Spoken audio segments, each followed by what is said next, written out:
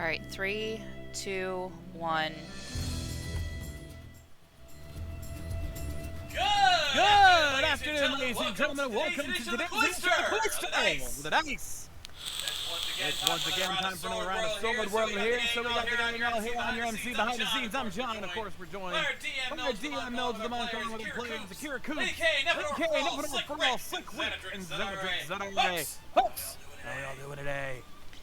It's been an interesting set of days. You probably saw, but I had to do 2 emergency Valley of the Judged over the last week. Wasn't part of the initial plan, but a couple announcements happened that forced me to accelerate things.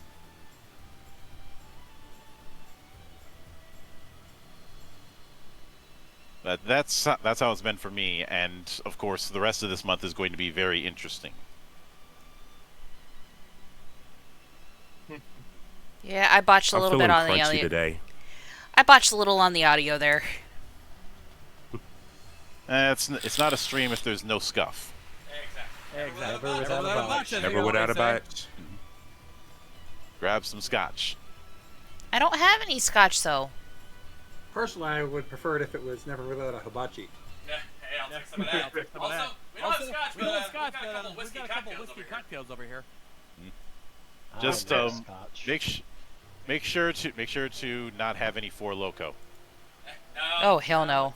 No, these are Jack Daniel's country cocktails. They're only like 4.8 alcohol by volume. Weak sauce. I would drink, but I will wait till next week when I'm on vacation. But obviously, it's been a hot minute since we had that interlude where we were tackling Veil of the Void, which I don't know when, but I have a feeling Veil of the Void will make its return in the future. I hope so. That was so much fun. Especially for me with the whole I'm going to heal the shit out of you. I gotta shoot you to do it, though. Yeah, though Technically, I do that in Sword World. That's fair. That is, you are technically correct. The best kind of correct. Monk, are we gonna change the map?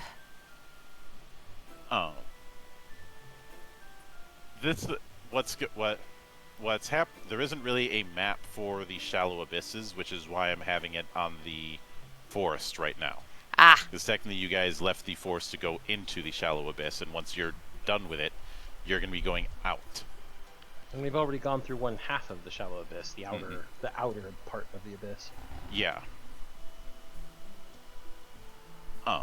This is much like the shallow abyss that you guys saw on the Island of Dead Sailors. That's why I have the map where I currently have it. Gotcha.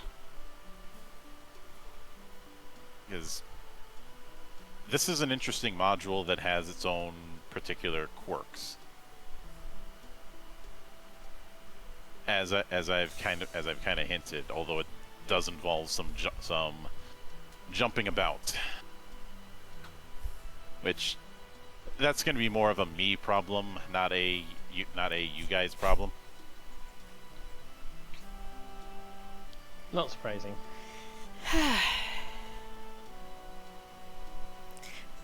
By the way, a little bit of housekeeping. I'm certain you guys are noticing the little widgets that we've added recently to the live screen.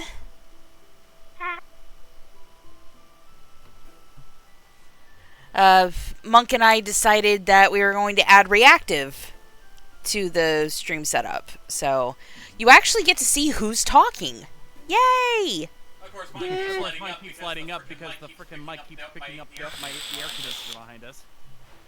It is what it is. Then again, you got a sensitive as fuck Monk. Sensitive as fuck Mike. I can't talk today. Look, the only time I ever got that teary was my brief foray into doing stunt work, which I'm never doing again. The And monk I is know only s- sensitive in one way, and that is when his urge to kill is rising. That sounds about right. and I'm not. And you guys aren't triggering that because I can only do that once. Once a year or once per existence? Do I look Once like a a day. necromancer to you?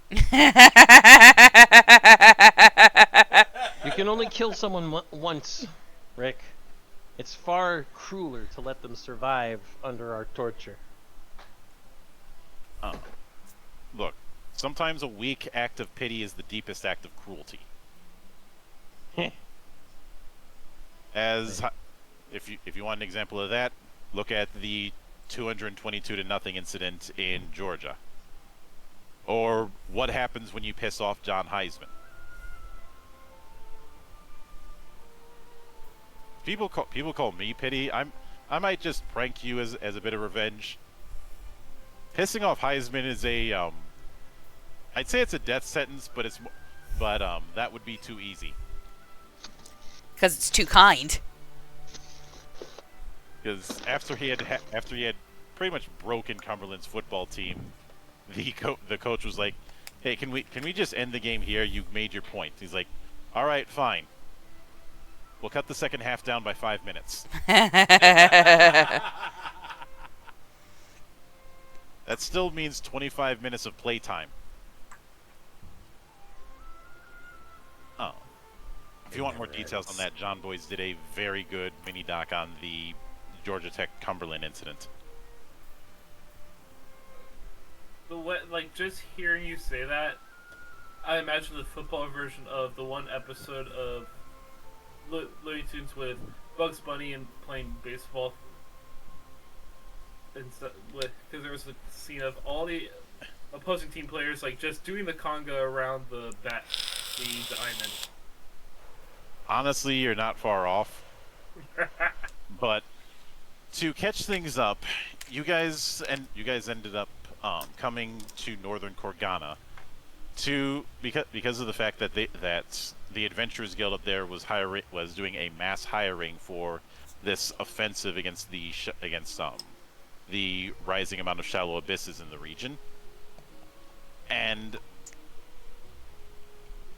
your adventures took you to a few places, but currently in the forest region of that area, and leading into the shallow abyss, where you met Zai for the first time, and then ended up going a bit deeper, which is where we find ourselves currently. And after going through that half with Zai, you find yourself in a gleaming hall. Around them you see well-dressed people lined up in an orderly fashion, and you're spotted with a few people standing on a dais in front of you all. But right next to you all is what looks like a Maria woman with red hair and white jasmine flowers. For context, Marias are kind of dryads, but far more humanoid looking, with just some flowers on parts of their hair or body. But they are kind of plant folks. But she introduced herself, saying, I'm Nanelia, a princess of the Imperial Kingdom of Tapliana. You can call me Nanali.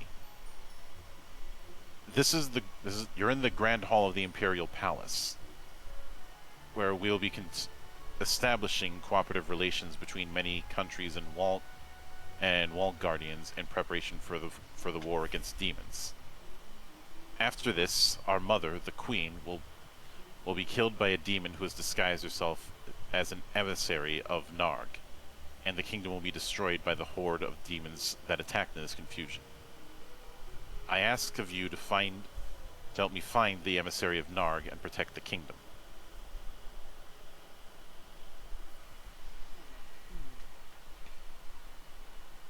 Seems simple enough, but I got the feeling we wouldn't be that simple if we were needed.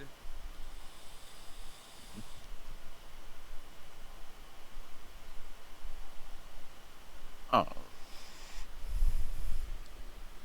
There, behind the Empress, there are 4 emissaries who, for the purposes of this, I'm going to call A, B, C, and D. And if you now Nunnally was not there. Much like a lot of these shallow abysses and similar incidents, you're seeing kind of ghosts of the past, Mm-hmm. or a recreation of a past event through this. So, in order to nail down who was involved, that is going to be a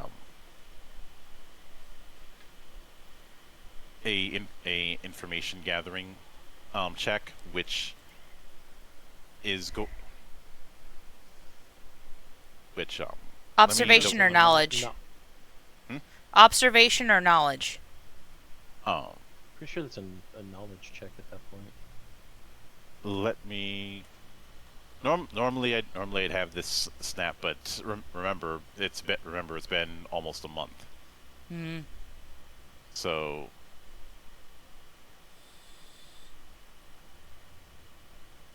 let me. All right, that's where it is. Like I said, this involves a lot of jumping. Okay, it is.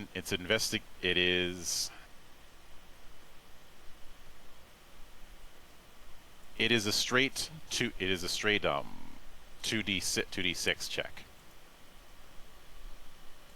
All right.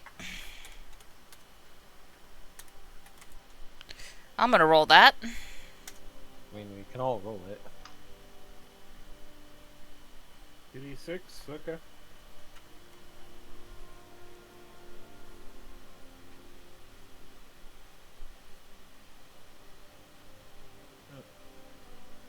Definitely not me. That's a critical failure. Mark yourself for 50 extra XP. Mm-hmm.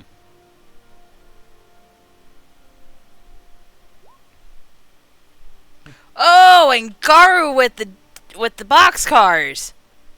So this is the information you have been able to get.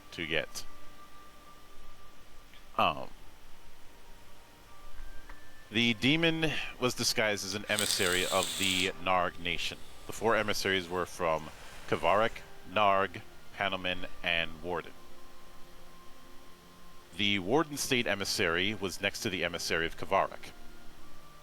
Either the Pandemia or Narg's emissaries were at one end. The other was not. The Kavarik and Panomia weren't on good terms, so they aren't next to each other. And between Warden's emissary and Narg's emissary, there was 1. All right, hold up. I'm gonna ask you to repeat that in a second. I just gotta do something. I'd say write that down. That's what I'm doing.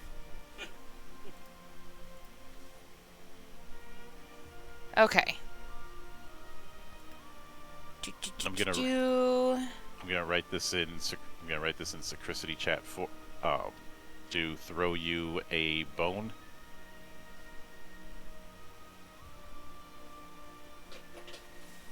Because yeah, this is one of those kind of puzzles. Oh yeah, I've done these before. They're not that bad. They're not that hard. No. All right. I'm an expert at them, but I've done enough of them to I understand the way it works. And keep in mind, the 4 emissaries are standing in a line. 4 of them, 8 from left to right, A, B, C, and D. All right. So no matter what, Warden is next to Kavarik. That means that Yep. no matter where we move them, they're going to be taking 2 spots, which means they can't be in the middle because Panomea and Narg, one of their emissaries was at an end, but the other wasn't. So that means either Warden or Kavarik has to be at the end of one end. Because if they were in the middle, then both Panomea and Narg would be at the ends, and that wouldn't fit. Mm-hmm. And then because Kvarek and Panomea weren't on good terms, they weren't next to each other, that means that there's something between Panomea and Kvarek, which could be Warden. And then between Warden's emissary and Narg's emissary, there was an emissary, which could be Kvarek. So I think A is Warden, B is Kvarek, C is Narg, C is Panomea. Or D is Panomea.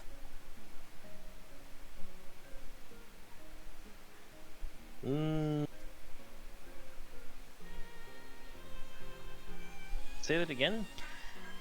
A is Warden, Mm-hmm. B is Kvarek, Okay. C is Narg, D is Okay. Panomea.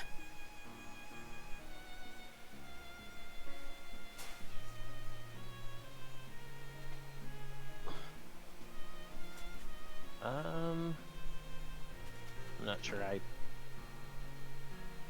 No. No.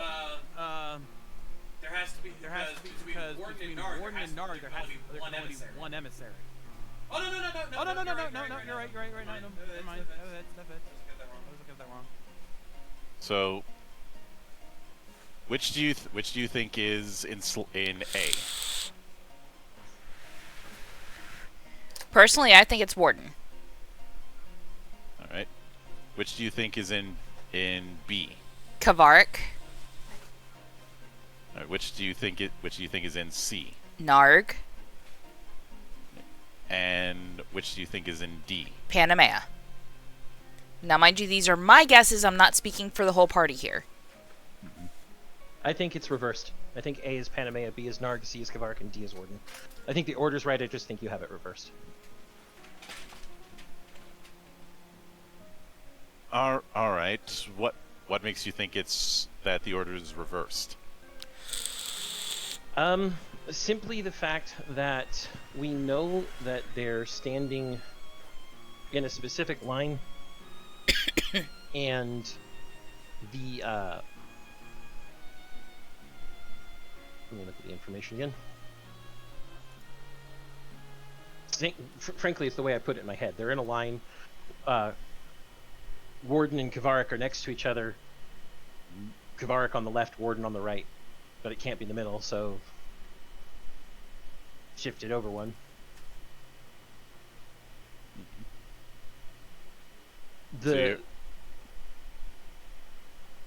And the big thing is that we already know that between Warden's emissary and Narg's emissary, there has to be an emissary. It has to be Kvarek because it can't be Panomea. Of course, it's not like you can spot which one it is based on their appearance. They are wearing the exact same outfit. Well, yeah, they're emissaries. And, They're wearing emissaries' that outfit outfits. is covering enough of their face. Hmm. You know, it's akin to trying to tell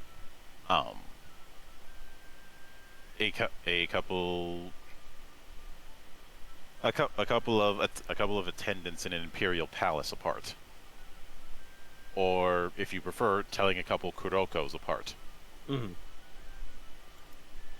See, that one's pandering to both you, Zan, and you, John. Kuroko are a very common thing in Kabuki. But I would say a lot of traditional forms of Japanese plays. no, Kuroko are specific to Kabuki.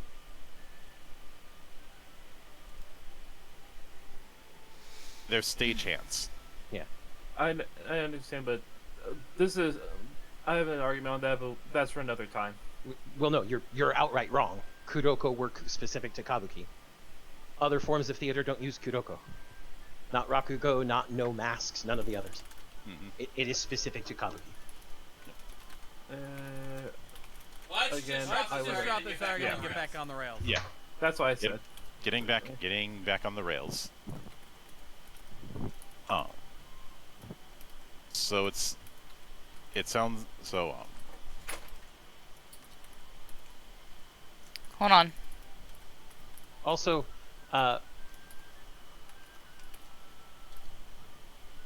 just a question for you, Monk. shoot. One of these is a demon, correct? Yes, specifically the one from Narg. It's just the question I'm asking you is whether or not it's whether or not it's emissary A, B, C, or D. Well, it's either going to be B or C. And I'm gonna show you my reasoning here in just a second. I mean, the big thing is that they're in a row. We've named the same order except in reverse directions. That's all.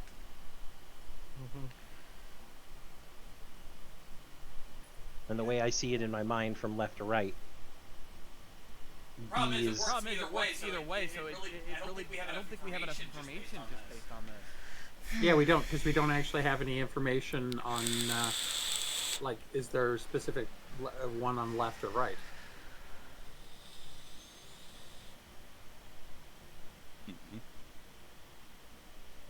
Because based on the clues we have, either of those two orders could be the correct answer. At this point, it would literally be a coin flip. Whether it's B or C is the one we need to target. Although it'd be real funny if you did a coin flip and the coin landed on its edge. Yeah, right. Exactly. So do we have to do it this way, or because I have an idea of something I'd like to do to try to goad the Narg out. All right, I'll bite. What do you have in mind? I have a little spell I can use. I can cast illusion and make a hallucination of the queen. All right, let's see. In that case, I want you to cast it, and I want you to roll magic power. Magic power. All right, let's do that. I mean, I assume that if they're disguising themselves, Monk, it's some sort of spell that's affecting them. Then, correct? Yeah. Okay, I cast Analyze Enchantment 4 times on all of the emissaries. Analyze Enchantment. This spell allows the caster to see the name, reigning, duration, and magic power of any spells affecting the target. Duration is instant, and there is no resistance. So I don't even have to roll magic power. And none of them are under any effect of a spell. You just said that the disguise would be a spell. When I asked you. I misspoke. All right, so back to my plan. Good try though. Good thought. I like that idea. Oh. But which one do you think is going to be the demon? Like I said, it's literally a 50-50 toss-up between B and C. There's no way for me to discern any closer than that. That's why I want to see if I can goad him out.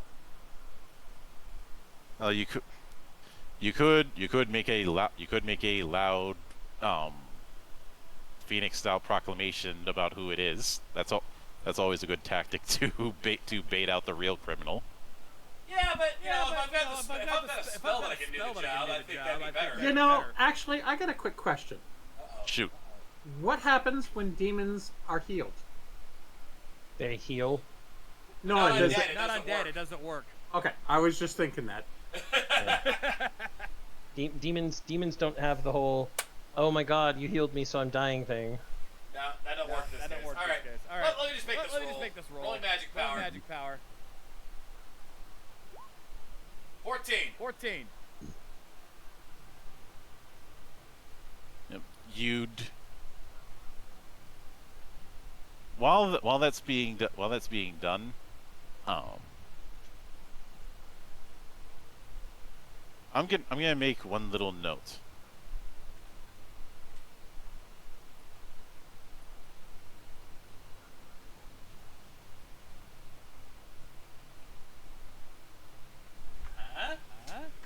You dick. See, this is why I didn't immediately make a guess, because there's also that potential problem. Oh. But yeah, I see what you're getting at. Switcheroo, take out the real queen and place the illusion there. Oh. Oh, the queen is the queen. But there is the possibility that you could try and have a conversation with her.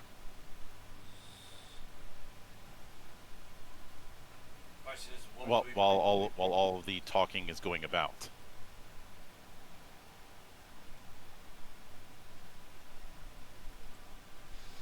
All right, I gotta go AFK for a second. I'll be right back. Right. Well, I mean, I guess I could try, considering that intelligence is my forte, so I could probably have a good conversation with her. I just don't know what to ask.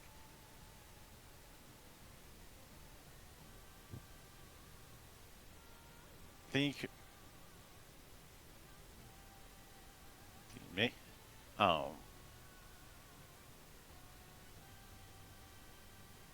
Make a knowledge check. All right. 18. You could ask her about the assets that are going to be used in the fight against demons, since you are a tactician at the end of the day. All right, I guess I can go that route. I walk up to the queen. Greetings to your majesty. If I may have a moment of your time. She is willing to listen, and the details of the conversation aren't important, but what is important is that you've gotten her to move to a different spot in the room. At which point I cast my illusion spell and put my fake queen on the throne. Mm-hmm.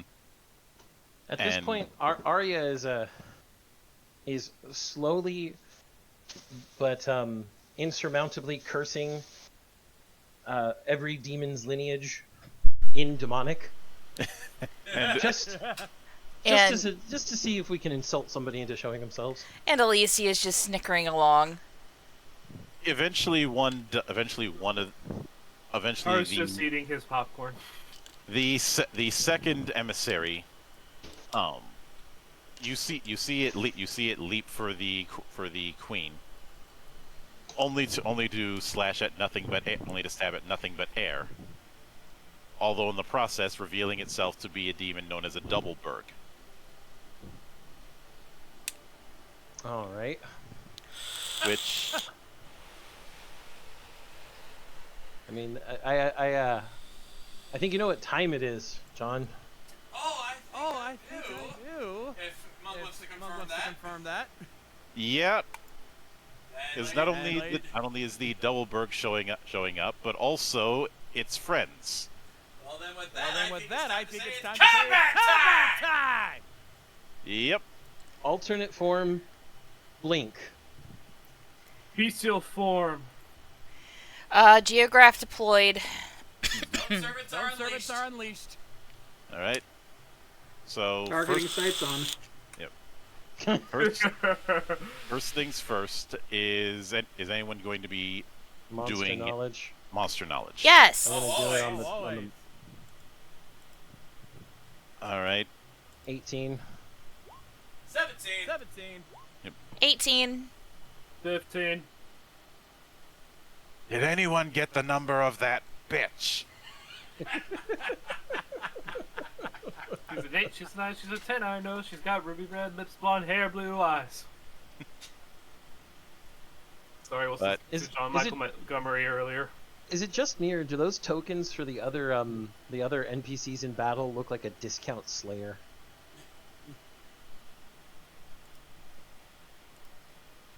Nobody else? Guilty In Gear? my defense, they're not my tokens. Oh, I know. I'm just saying it looks like a discount Slayer. Never played Guilty Gear out of my wheelhouse. It's the hair. It's definitely there. Yeah. I'm surprised none of you tried to pull an Arnie when it comes to the look of the Doubleberg. You are one ugly motherfucker. But The demon followers don't really have a weak point, mechanically speaking. The Doubleberg, on the other hand, has a weakness to physical damage. Ooh. Duly noted. I got it. I mean, so do I. So do I. And I've got weakness exploit from Sage, so I get double that weakness. Oh. Its weakness is physical damage +2. So I would get physical damage +4.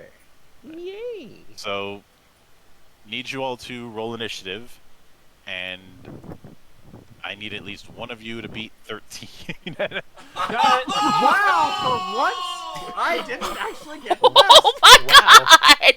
Damn! Wow.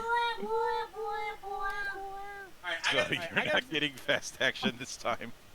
Alright, I gotta roll. But I am getting extra XP. Coop's enjoying in on that. What the hell? Wow, I'm not going last for once. There are 2 people slower than me. I gotta roll mine a little differently because as we discussed before the show, I have a new maneuver I'm going to be implementing for this one. Because I now have strategic ingenuity. Instead of rolling the normal initiative roll, I roll basically my petition class plus my intelligence modifier +1, which means slightly different. 21! 21! I won!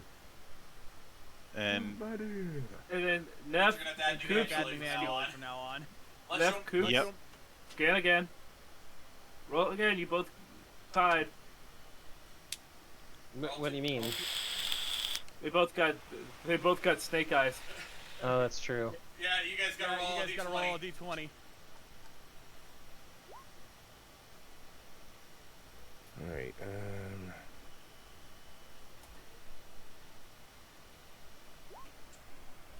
Alright, Isabel's going first. Oh yeah.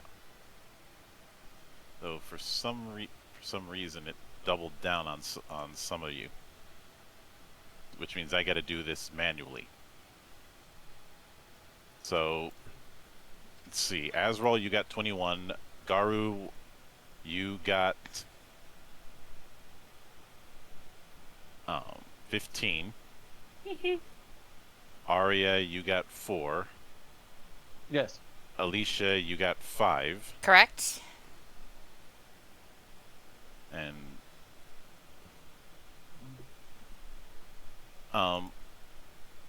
Isabeau and so let's see. For some reason I don't see Isabeau in turn order. But let's see, Daxter. It's gonna be as 2. It's gonna be as 2, but I'm gonna put that as 2.0.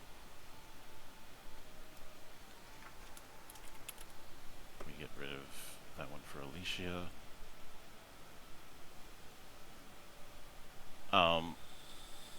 Isabel, could you roll initiative the old-fashioned way, and I'm going to add it. I'm going to add it in manually,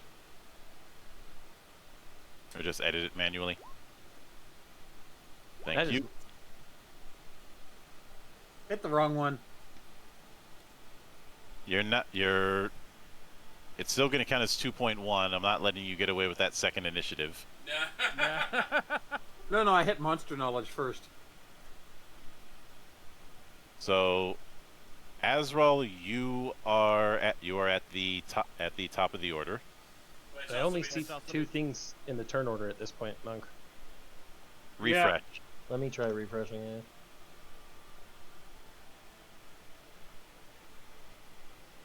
Still only see 2 people after a refresh. Yep. In that case, that's a roll. That is on roll 20's end. As always. All right. So, just gonna have to wing it because there's nothing I can do. Yep. And now I gotta But- play my character again. I just gotta refresh everything.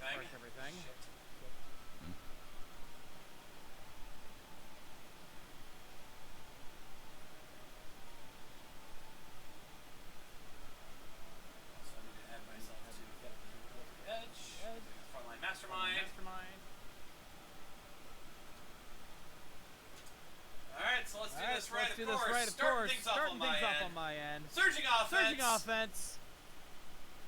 Because I know you guys are going to want that extra attack. Especially with this one. And we're going to do something a little different because while this technically will change the elemental affinity of the weapon, it still causes physical damage. Which, as we've already confirmed, is exactly what our main guy's weak against. Mm-hmm. So I look over at Arya's like, I don't think we're going to be getting hot this time. I think these guys need to chill out. What do you think? A cold reception is justified. Ice, baby. That was bad. You feel bad. I don't know. I giggled. That was forced. Yes. Like that. So instead of the usual flame weapon, I'm going to be instead casting Icicle Weapon. It changes your weapon. The weapon used to be attacked will be treated as a water ice magic weapon, but the physical damage it causes is increased by +3. Ooh. Yeah. All right. Guess you could say we're putting him under pressure then.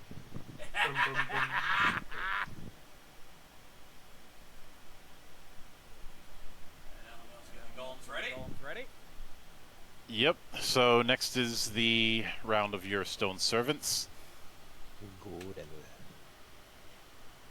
Alright, I gotta refresh real quick. And again, these are the enhanced versions, so these things should have actually higher accuracy than what they show. But let's do what they do best and let's throw some fists. Mm-hmm. All right. Who's targeting? Who's getting targeted with the fist? I'm gonna target the front guys. All right. Let's see. Accuracy 17. Yeah, that hits. It's actually higher than that because I can't do the proper action. If I hit the other button, I just get this.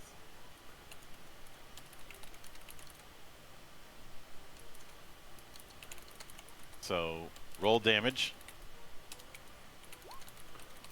13. All right. I think 15 is actually supposed to be my base accuracy. So that's one. So he's taking 9 damage. So now for the next stone servant. Yep. 15 plus. Yeah, that's actually probably 1, I think. Yep. So So that definitely hits. Take another 11. All right, that's 7 damage. And that's it for the stone servants. That's a nice first blow. Now, Garu, you are up next. I think you took the damage off the wrong guy. I targeted the same guy for both attacks. Oh. The stone servants are focus firing. Let me. It's not like we There have we any go. mages to geek right now, or maybe the demon probably is the mage, but geek the mage. But So, we have no lockers. One of these days, I will run a one-shot of Shadowrun. All the stuff them in all the lockers. Anywho, I just want to remind myself. Is it this guy that's weak to physical damage, or his servants? It's the It's the main guy. Main guy. Okay. Giant arms.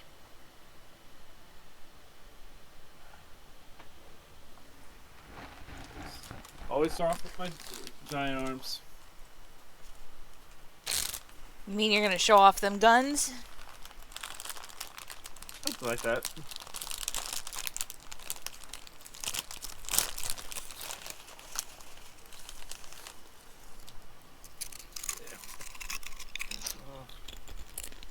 From.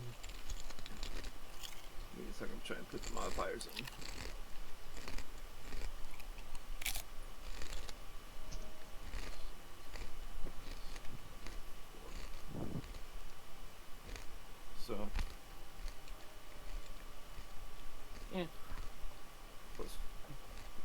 both of those, and then Giants. Following that, I'm going to do improved throw, and I'm throwing this bitch up in the air.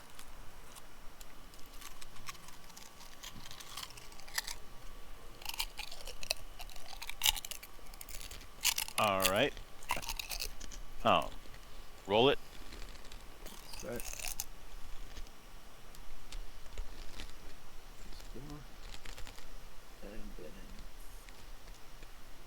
And I have improved throw on for this.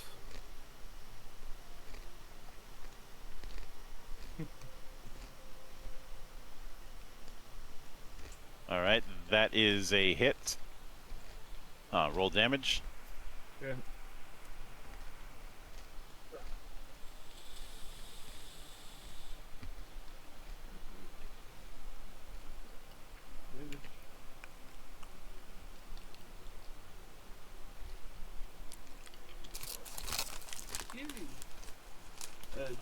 Damage. Damage is on the log.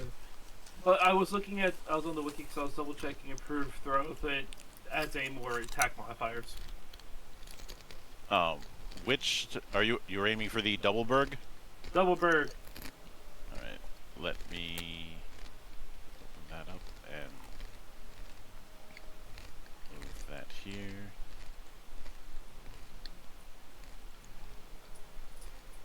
So that is 21 damage minus defense. He also gets the +2, right?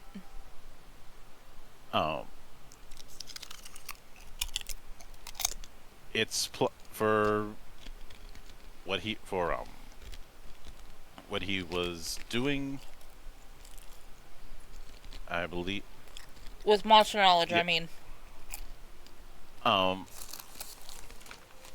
I don't think you rolled monster knowledge. I did. All right, never mind. So yeah, it is going to be +2 and a total of +3 because of what Azrael did earlier. So that is 24 damage. And that's going to be a total of 16 damage after factoring defense. And that's the first half of chain attack for you. Let me see. Because I'm going to go for it.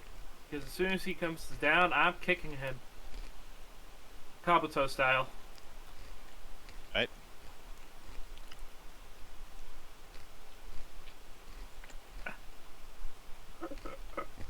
All right, that hits. if only by a tie. So roll damage. So 28 minus defense.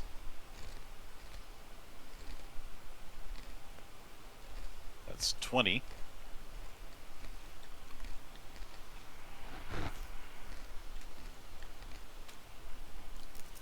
And Alicia, you are up. Oh, fuck. My timing is impeccable, I take it. I was snacking! I was snacking here, monk!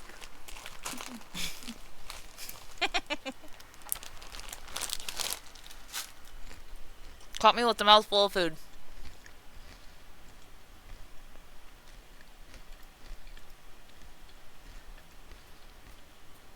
Alright. So, let's see here.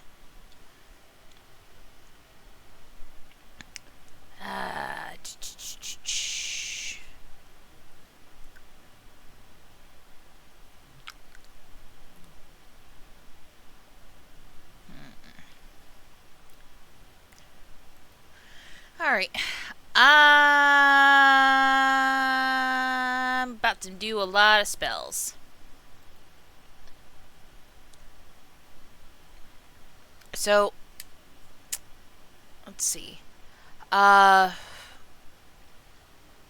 this isn't going to work for you right now, but it will for the next round. Both you and Arya are getting multiple actor giant crab. Actually, no. We said that you don't get that one because you already have chain attack. Mm-hmm. So Arya, you're getting giant crab or multiple actor giant crab. Target gains giant crab's twin strike double attack ability during its turn. Target may attack a weapon attack. Yada yada yada. So that is minus 10 MP for that. Make sure I keep up on this. I do not have 324. Alright, so that's that. Both of you are going to get Wing Flyer.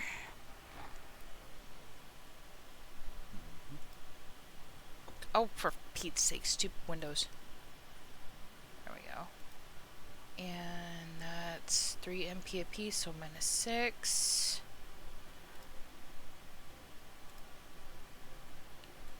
Puts me up to 28.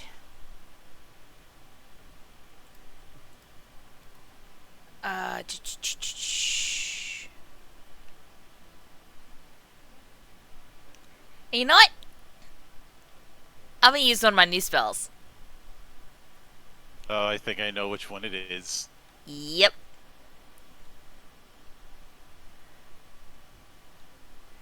So, honey, how did we put this earlier?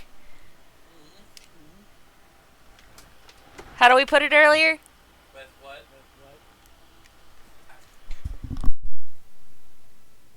She's Oh, yeah, referring right to the new. I got it. Hey, Alicia. Hey, Alicia. Mm-hmm. Smash. Alicia has a Alright. new spell called Kong Smash. Yep. A Forest Kong spirit shows up and swings at the target. Roll So- 2d6 to determine the physical damage dealt to the table below. So,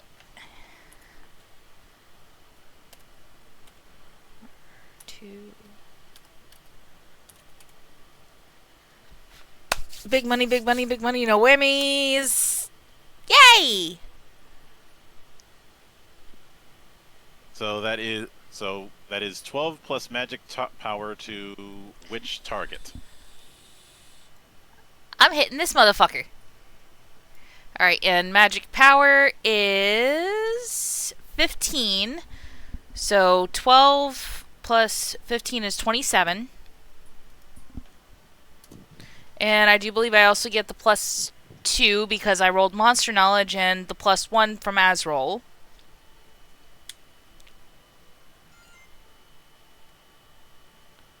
So I'm doing Yeah. a straight 30. 30, which factoring in defense.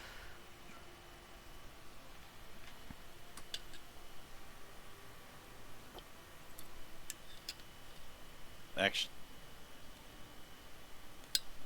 Okay, so that's 22 damage.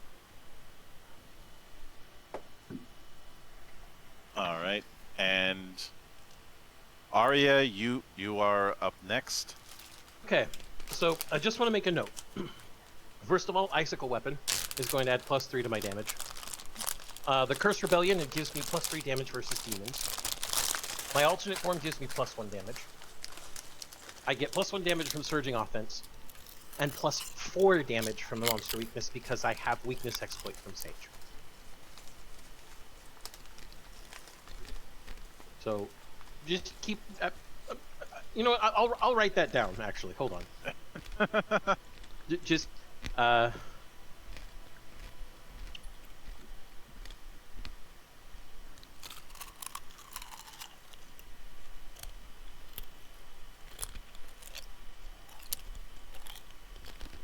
Death by 1,000 cuts.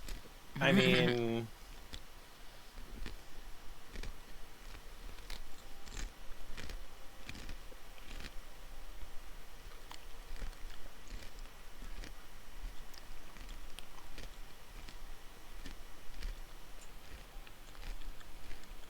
Alrighty. I'm gonna just throw this in Synchronicity so that whatever I roll is going to be, you know, +12 more. It's really that Curse Rebellion that does it for me. But yeah, Doubleberg, I'm going to use my Koos. I'm going to use it in slashing form. This is going to be my first attack, because I have 2. So let's go ahead and roll Disdain. That is a 14. Why is that a 3? I've been getting nothing but low rolls. That's fun, as usual. Monk?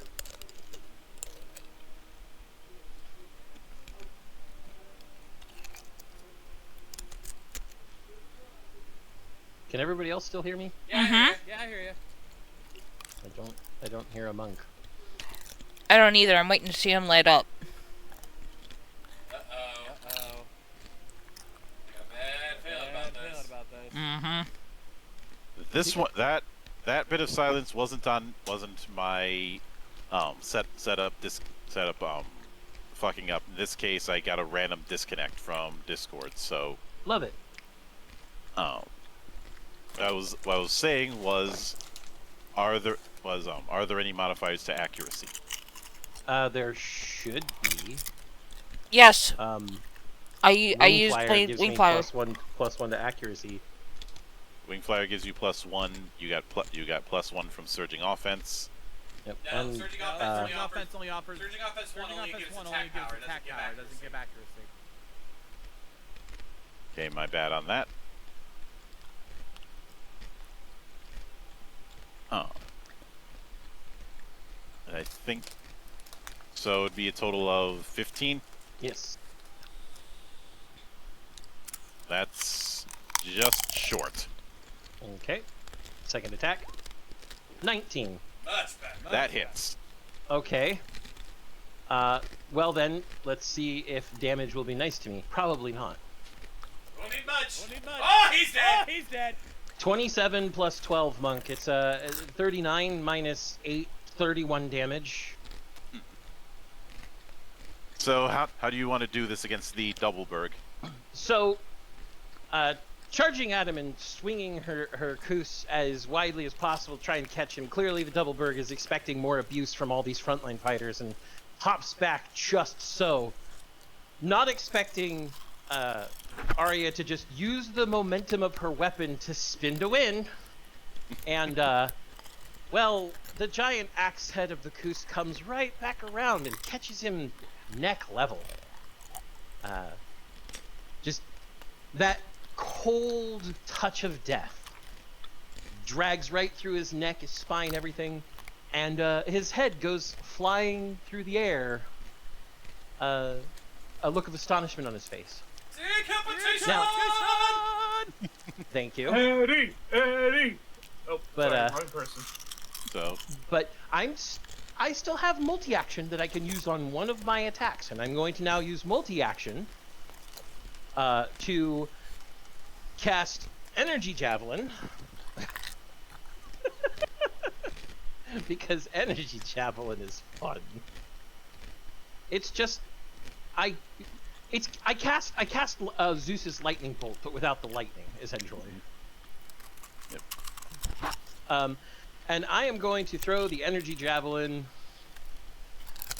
at let's say this full health motherfucker all the way on the right. all right, roll magic power, Yup.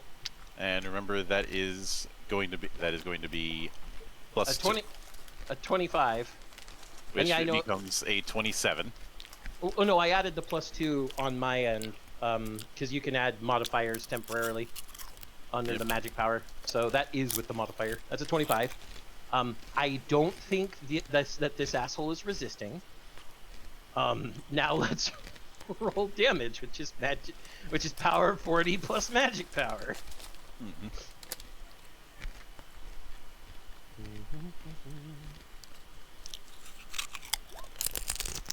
23 damage.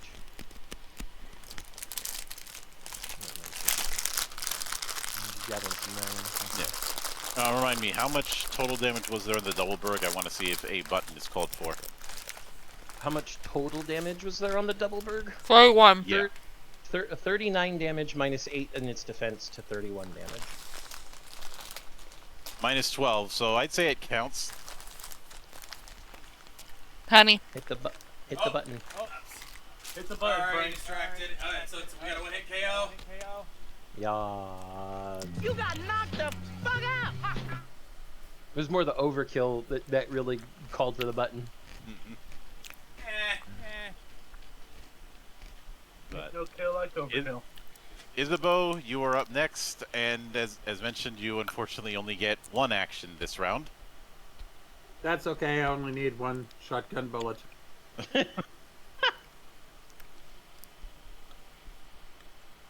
Shotgun.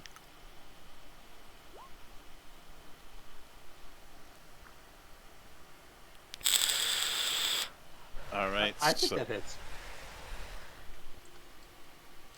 That hits them all. let's see, shotgun bullet, which that is targeting one area, and that is 20 plus. So roll power table 20, and you're adding magic power and damage. 17 to all. So let's see, and that's magic damage. So no defense.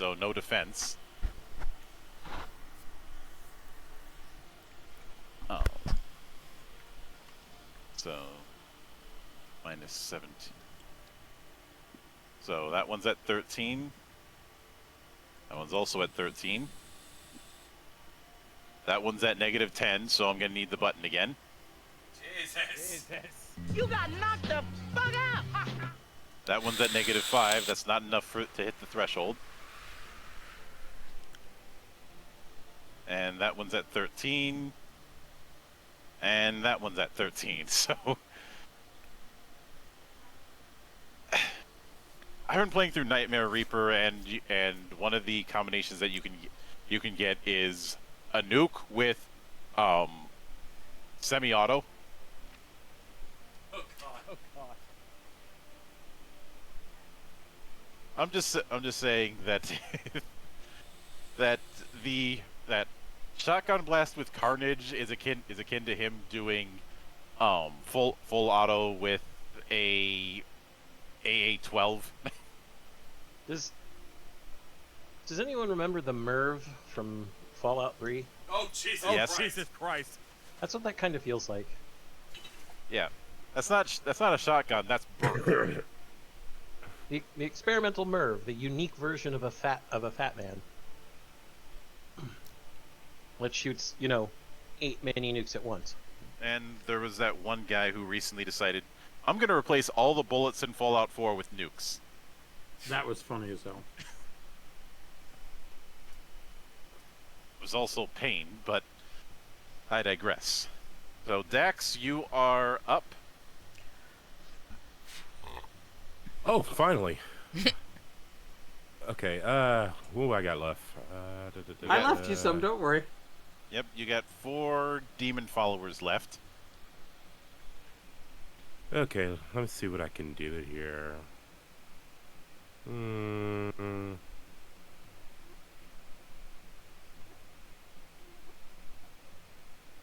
If it works all the time, don't bother changing it. I'm gonna use Great Snare on this guy. All right, roll magic power for Fairy Tamer.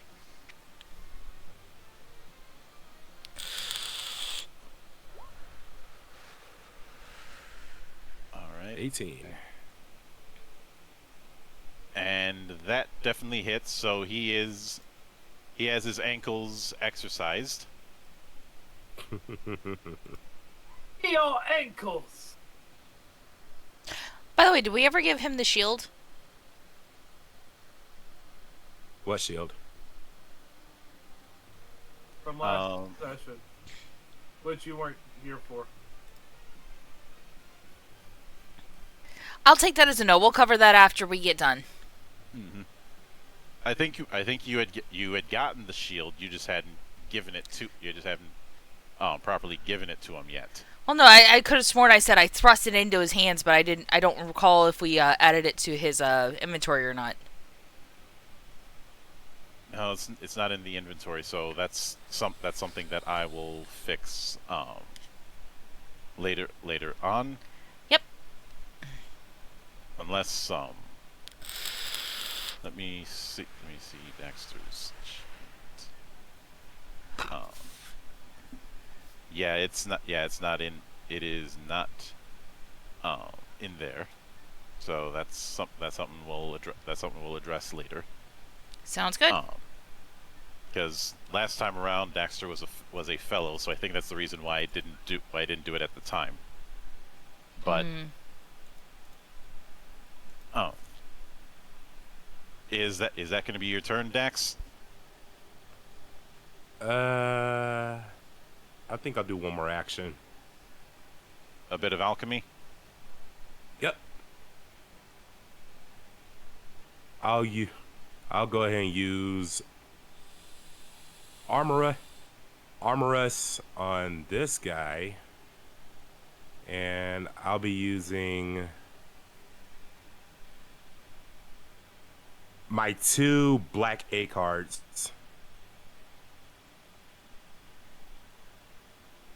Alright, so roll magic power for alchemy, or alchemist. Yep, that hits. So let me put that in for armor rust. You said you used two black cards. Yeah, 2 black A's. All right. Which means he's gonna have -3 defense for 1 minute. And with that, now it's the follower's turn. So I'm gonna start with this one. So the first follower is going to try and attack Arya. Auto dodge. Yep. Blink. So that's a miss. So the second one is going to try and attack Garu. So Garu, roll evasion.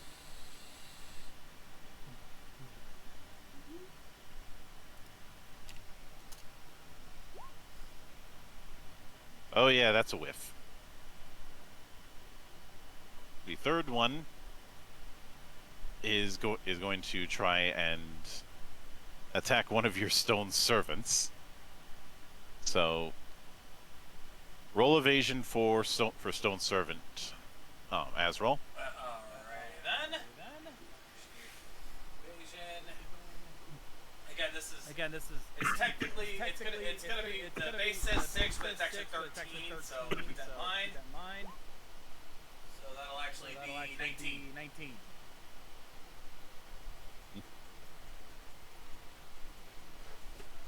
So yeah, that is a whiff. It's 3.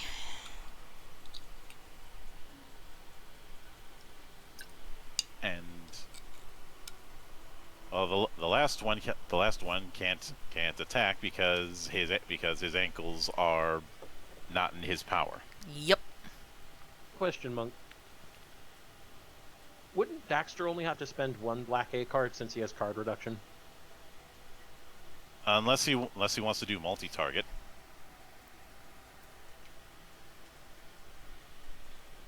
I just wanted to ask because I thought he only named 1 target.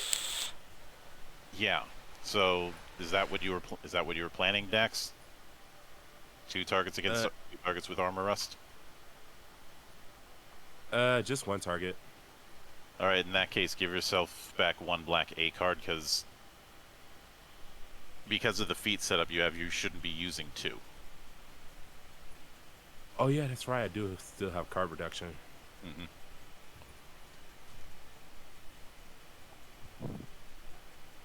Although, He could have said he used distant evocation as well, which would have made him target the entire area with armor rust if he spent 2 cards. But Shoulda, coulda, but eh. Yeah, we'll remember that for next time. but Yeah. next is top of the order. So Azrael, you are up. Alright then, in that case, I'll go ahead and upgrade my searching offense to level 2, so whirlwind, that means you get a +1 to accuracy. Which is gonna come in more kind of handy for me, because I've got something that's not gonna have an easy time not missing. Well, now that we no longer have any weaknesses to deal with, I think it's time we melt these bastards. As you see his orbs in his hand turn into this sickly green, and a greenish cloud flowing out, blasting its way into everybody in that area. All of the followers are getting hit with an acid cloud. All right. So since we're going with acid cloud, that means acid cloud. We'll cloud their ass. Wait, what? All right. Roll magic power for. Alright, magic power. 21. Oh, that hits. So Blackjack. power table 20. Add magic power. Light 'em up, No light extra 'em damage, up, I believe. Extra damage Nope. by magic power, wouldn't it be? Yep. Okay, so there's 11 there. Let me check. Yeah, it's 20 plus magic power and damage. Okay, there you go. And then crit value stays at 10. Yep. 15 damage. 15 damage. And they don't have any magical defense. So they're all dead. You all choked them out. I don't think he choked them out. I think he fucking melted them, Monk, like he said. Yep. So Think the acid weapons from Borderlands. Or if I want to go even worse, the dip. Oh yeah, there you go. There you That go. works too. That works Yeah, too. you just Yeah, see them you just see them screaming in pain. in pain. Monk, even worse. Raiders of the Lost Ark. They just opened the Ark. Oh! Those practical effects were so fucking good that when I very first watched that movie as like a 3-year-old, I was scared to death and couldn't sleep. That was scarring for life seeing it that young. Shit. I'm right there with you, Zan. I'm right there with you. It's part of the reason why I don't like gore. I love gore. I got over it. I didn't. I should do a watch party of Conquest just so everybody can see how fucking weird that movie was. I don't think she's watching with you. I have a feeling isn't gory. It's just weird. Like even to this day, I feel like I'm doing a drug trip seeing that thing. Oh god. But is it as bad as Mind Gamer Katsu? No, if only because we're dealing with practical effects and not animation. Mm-hmm. But afterwards, you do see Nanalise giving her thanks and handing you a pair of glasses, saying, "This is a treasure of the royal family, but I want you to have it as a gift." And gives you fairy glasses. But after in the aftermath of it, you see a black sphere, which is most definitely the Abyss Core, as well as gaining a collection of Abyss shards. How many more Abyss shards did we get?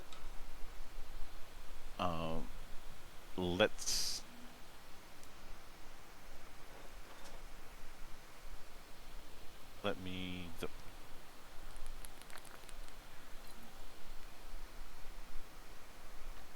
double check this.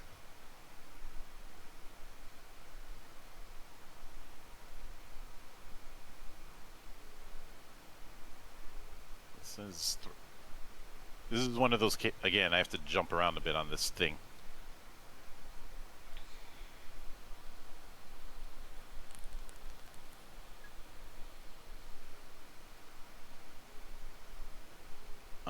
So let's see.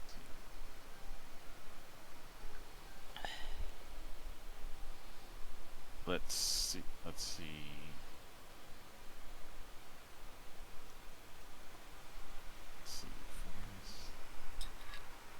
I believe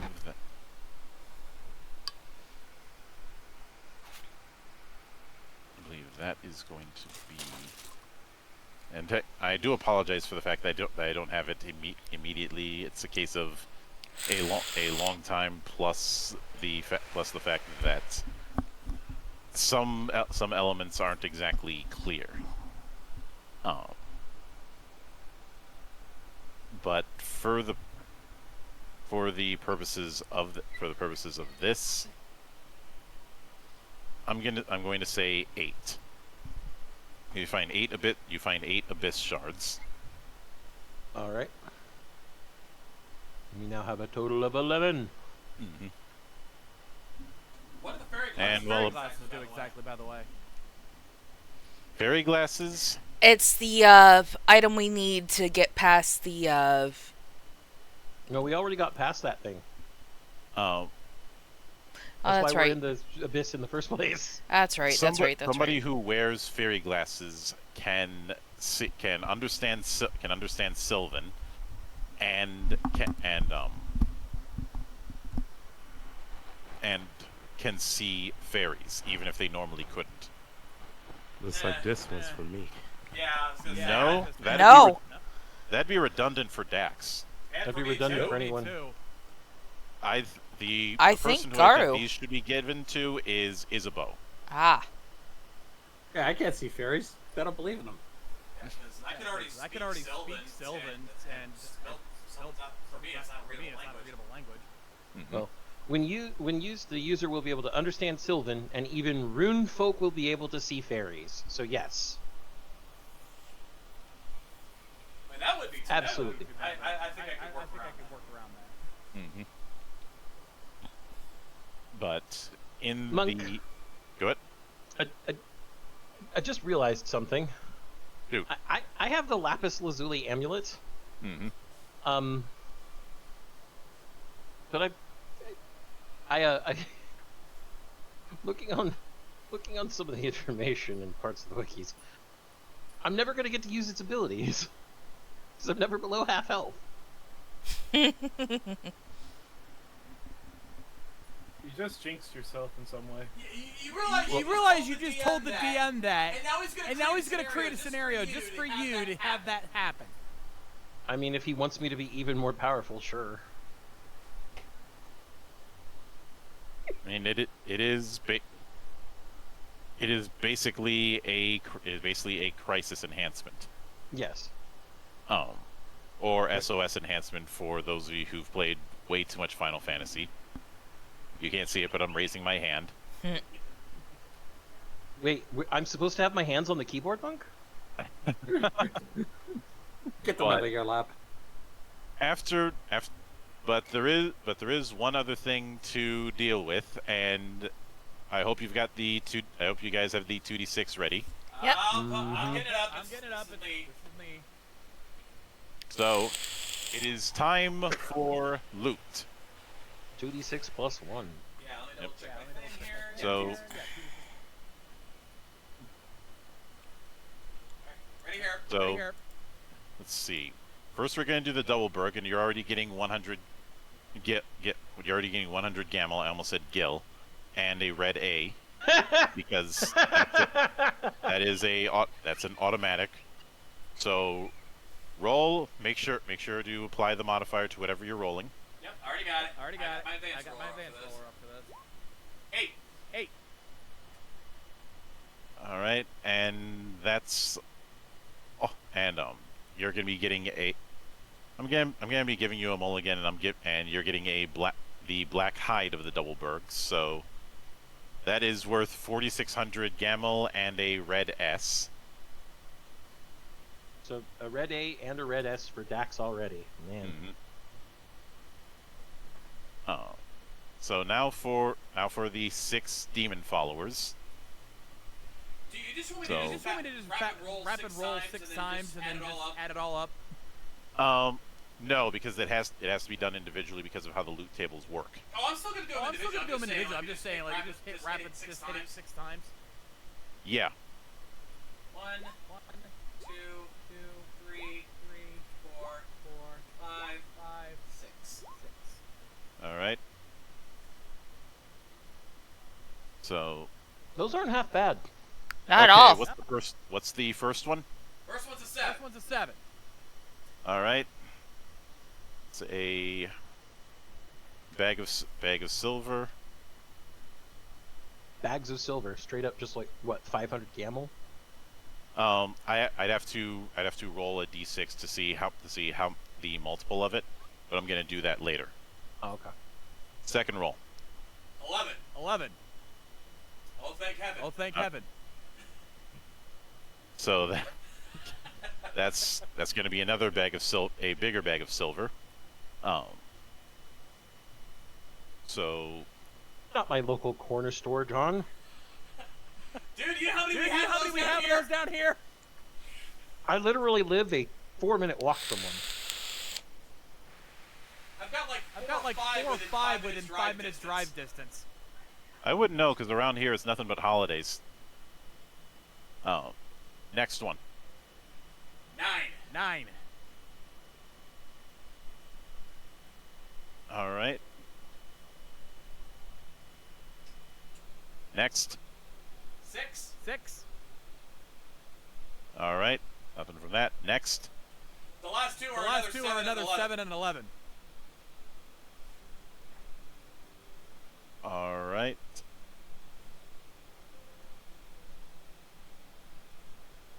Okay. Roll me 3d6.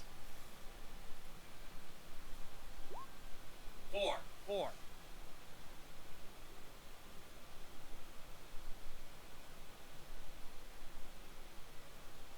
All right. Actually. Yep, that'll work. So roll me 4d6. 9. All right. That takes care of that. So you found a heavy amount of loot. You guys are back in the forest. Technically, the Lord of the Forest is out of the picture. So now it's just a matter of getting back on the boat, heading on the river to get back to wetlands. Don't you mean that we have to teleport back to the one site first, though, because we can't get from the center island anywhere else otherwise? Actually, I have to further correct myself, because after finishing the whole thing, you guys end up in. Okay, I was right. You do end up in Forest 6. You also end up getting 3 stars. Hooray! You guys have a total of 4. Then we have to teleport back down to 2. Using the magic circle. Yep, taking the magic circle over to 2. So are you guys heading back to Kurtzholm, or you think you're gonna head to the mountains? First, I want to tell what's his name here about everything we found in the Central Island, since that's what he requested from us. Yep. Mm-hmm. Be like, yo, we found the shallow abyss. We also killed it. Like Arya's just like, we found an abyss and we killed it. Mm-hmm. It sounds ridiculous that you kill a shallow abyss, but we found an abyss and killed it. Mm-hmm. I just have this image of I found an abyss and I wanted to kill it. You know, like that. Moon's haunted.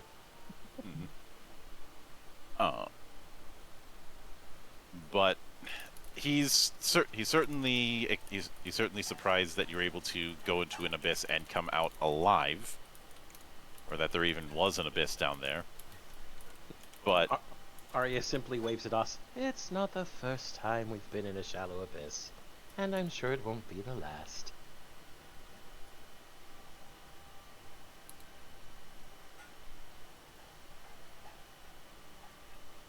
But she's having the time of her life. That's all I can say. It's like, hooray! Time for more killing. Yeah.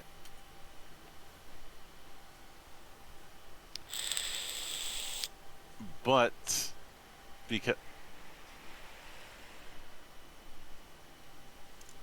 and I believe let's see. I think you would also take. I'm also going to count that you had taken care of the report of the water and wind towers, so that's going to be another star you guys get. Hooray! And Philic, that was his name. Let's see the other ones the other ones that you've achieved, you'd have to have them reported. The reason why that's not the case with the water and wind towers with Philic is because he was the one who was giving you the quest, so he's the one who's paying you out. So we have to go back to Kurt's home to report our other quests. Yeah. That's fine. Specifically the transportation of preserved food. Yes. The other letters, you haven't gone to those places yet. Yep. But, you know, we still need to get our pay for this thing. And it'll be the last side quest in Kurt's home, guys. Then we can go grab more side quests from other cities. Yay! Still on the map for some reason. Well, now you guys should be on the map of Corgana. We are. What she's saying is, yes. It's still there. Her token's at the top, on top of the There we go. There we go. What did you call it? Error between computer and keyboard. Pebcac. Problem exists between keyboard and chair.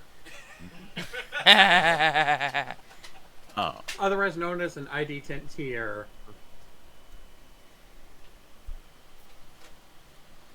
But guessing so it sounds like you guys are heading back to Kurt's home.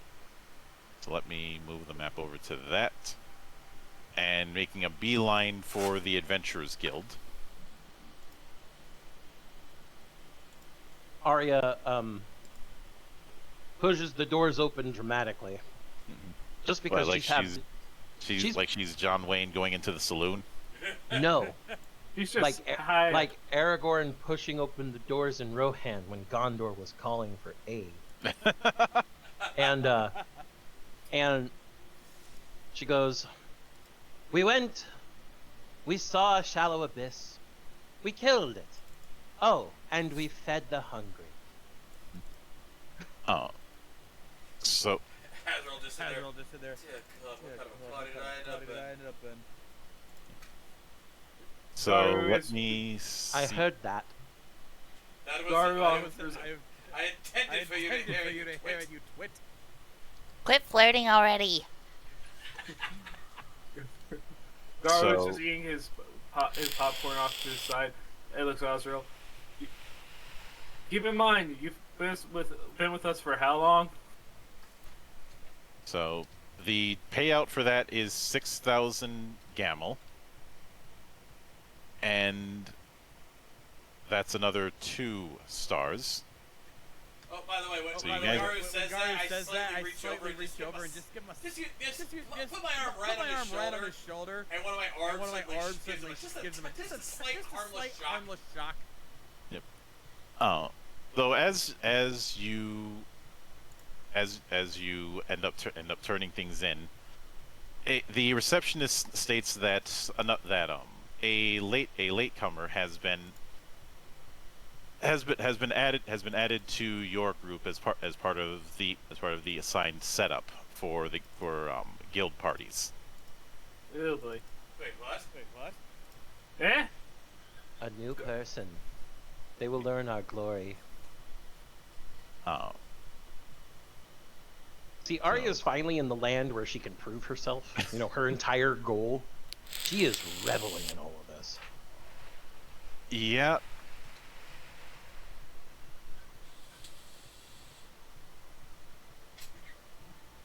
Oh. Give it a second, and and while that's going on, I'm going to handle the shield issue. Yep, that was And- the shield of the Great Sacred Tree. Doesn't have any magic to it yet, though. Let's put it this way, Dax. This shield can double as a fairy box. Mm-hmm. And it doesn't have any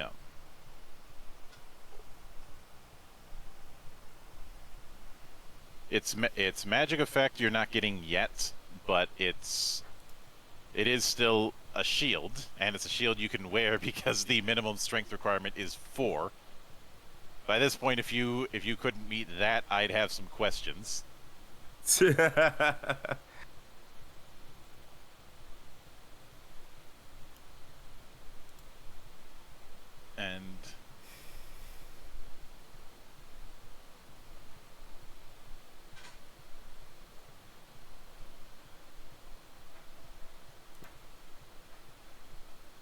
And as far as why a newcomer would be added in, when you guys registered as part of this endeavor to help clear out Northwest Corgana, there is the option for other people to join in if need be, or to set up their own brand new party. This person has taken the former approach, and there he is. Hello.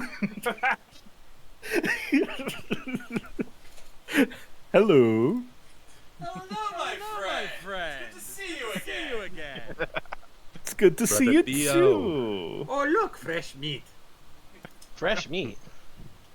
I Maybe. don't know about that. To this party. Oh yeah, Well- no. You're you've already missed the fact that Arya is in heaven in Corgana because it's a place where she can fight and prove herself.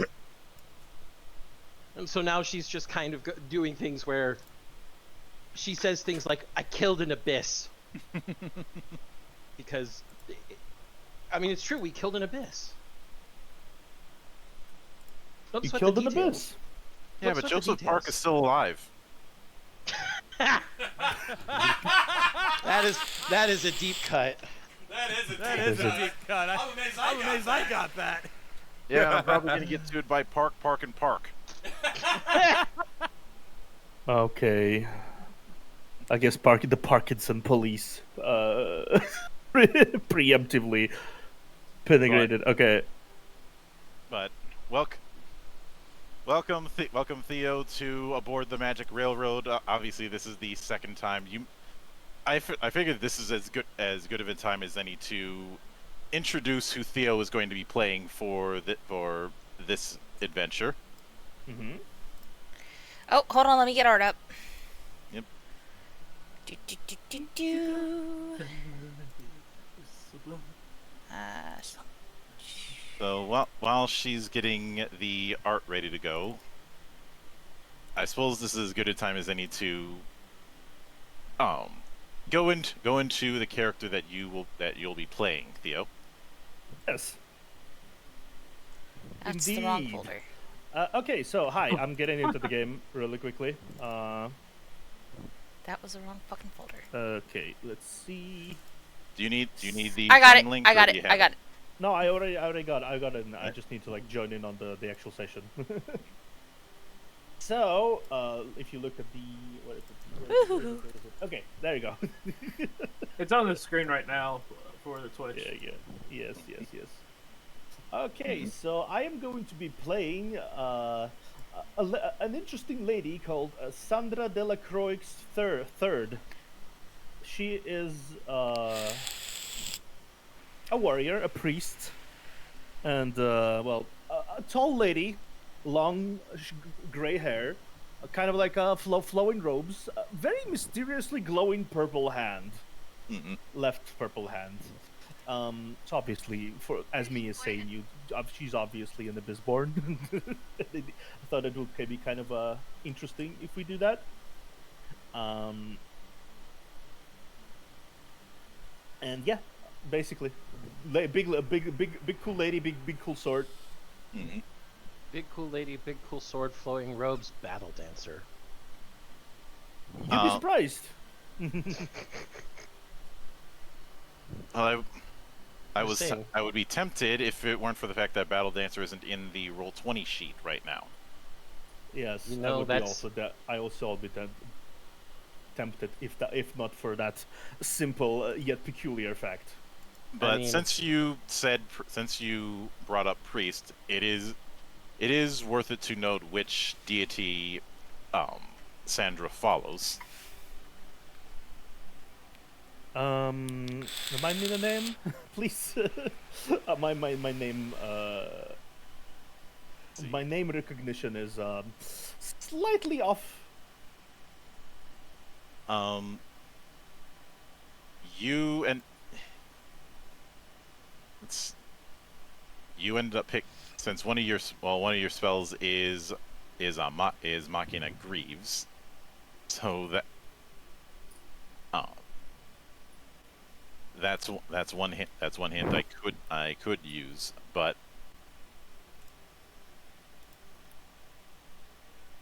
weren't for the fact that the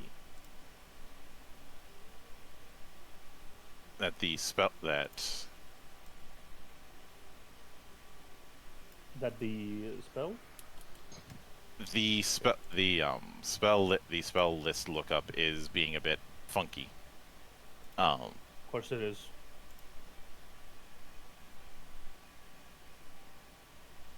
So let me.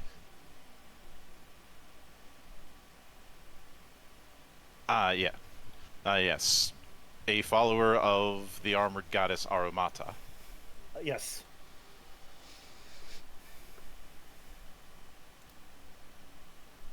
You know, who's far more of a defensive combatant than an offensive one.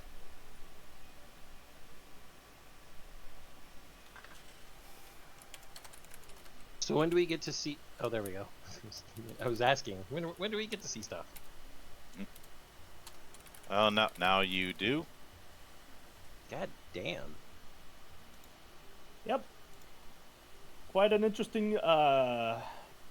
Much thanks to Kayak as usual with the art department, but well, thank you. Quite the looker. I'm more talking about how you're 2 levels ahead of everybody else. Oh yes, indeed. I'm not like the other girls. Don't worry about it. But I should note that in turning in the shards that you found, you guys also found 5 sword shards. Okay, so we have to roll for that, which is just a 2d6 or a. It's d6 per shard, so that's 5d6. Yeah. Hold on. 18. 18, so brings us to 188. Yep.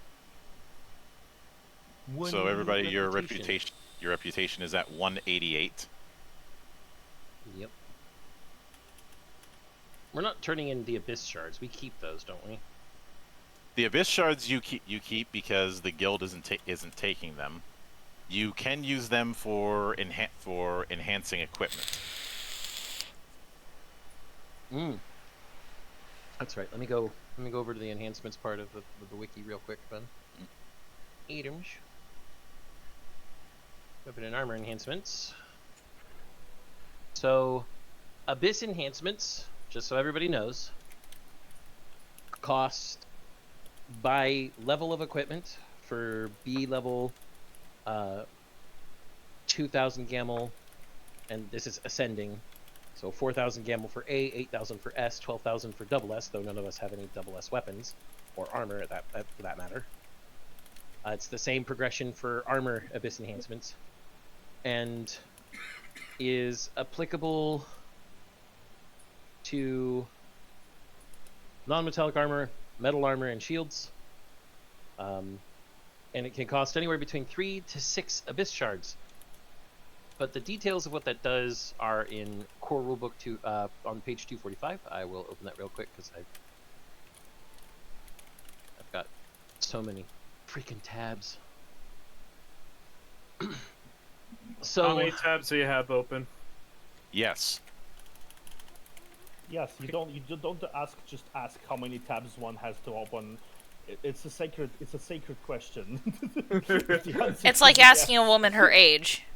I would agree. However, my brother has across 5 different windows. He has 500 tabs open.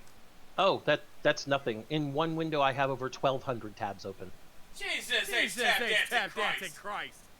Yep. So it's individual artwork pictures from a bunch of different Pixiv accounts that I'm looking at and cataloging through. So it's not that. It's just basic. It is literally just all those are YouTube videos that he won't close. Yeah. So the way Abyss enhancement works is you first, select what you're gonna have strengthened by Abyss. And the same enhancement cannot be applied twice to the same armament. And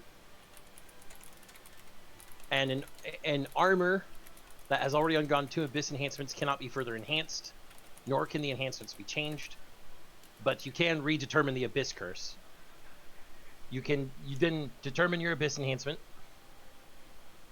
You consume the necessary Gamel and Abyss shards. And then you determine your Abyss curse. Equipment that has undergone an Abyss enhancement will simultaneously suffer an adverse effect called an Abyss curse at the cost of the enhancement. The Abyss curse will be put on the armament. Some curses will only be active while the item is equipped, while others are affected simply by being in one's possession without being equipped. And obviously, you then determine the curse and you keep it. And if you are putting on a second enhancement and you get the same curse, you reroll, and then that completes it. Also, each enhancement takes 1 day in-game time. Some of the enhancements you can get: accuracy +1, extra damage +1, minimal strength -2, so that you can reduce the required strength of a weapon. Critical threshold -1, so that you could have an expanded critical range. Extra damage +2 to a specific category of monsters. Extra damage +1 by a specific type. Spellcasting check success value +1, spell damage +1, spell restoration +1. On armor, defense +1, minimal strength -2, magic damage -1, defense +2 against a specific category of monsters. Physical and magic damage from a specific type are reduced by -2. Or check package enhancement. The wearer gains a +1 bonus to the success value of any one check package. And then for shields, defense +1, evasion +1, minimal strength -2, magic damage -1, defense +2 against a specific category of monsters. Physical and magical damage from a specific type are reduced by -2. And the curses are things like they give a name to the weapon and can give you some really fun or, well, really fucky effects. Like proxy. The armament speaks instead of the wearer in Arcana. The wearer cannot speak in any language other than Arcana and cannot cast fairy magic or magitech. So the proxy curse would be terrible for our artificer or our fairy tamer. Yeah, it would. Ooh, yeah, that sounds like an annoying thing. There's also stinking. Armament has a pungent stench. Possessing this item causes discomfort to other characters and gives a -2 penalty on hide checks to the owner. In addition, the owner's adventurer rank is treated as being 1 rank lower. Not cute. So, Yeah, we are not putting that on the tablet. well, there's this one. Gullible. The owner always skips combat preparation, meaning all those times that we've declared returning into our forms and stuff at the beginning of battle, you skip that. You have to do it in the middle of combat. So if we do Abyss enhancement to any of our armaments, keep in mind that we are also rolling a curse, and It's time for gotcha. it's a D66 roll, meaning it's determined by the ones and the tens of the two rolls being combined rather than adding up. It's time for gotcha. It's time for gotcha indeed. I'm not so sure we need those enhancements either, to be honest. But there you go. That's what the Abyss shards are primarily used for, is Abyss enhancements, and I'm not sure how many of us are going to take advantage of that. I definitely am not. No, I'm good. No, I'm good. Pass. Nobody wants a soggy weapon? Yeah. Phrasing. No, that's actually one of the curses. Soggy. Yeah, I'm not kidding. The hell would I need for it? Yep. I don't know if we'll ever take advantage of that enhancement feature, Monk. Is there anything else we can do with Abyss shards? Can we just sell them? Selling them would be nice.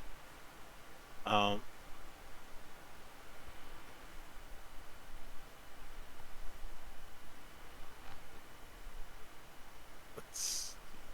Shards are required for this enhancement.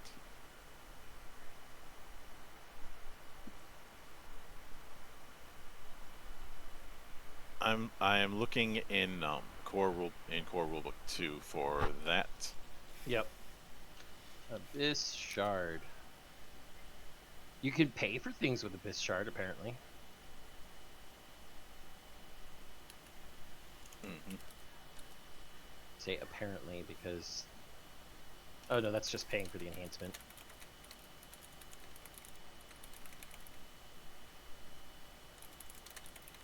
Yeah.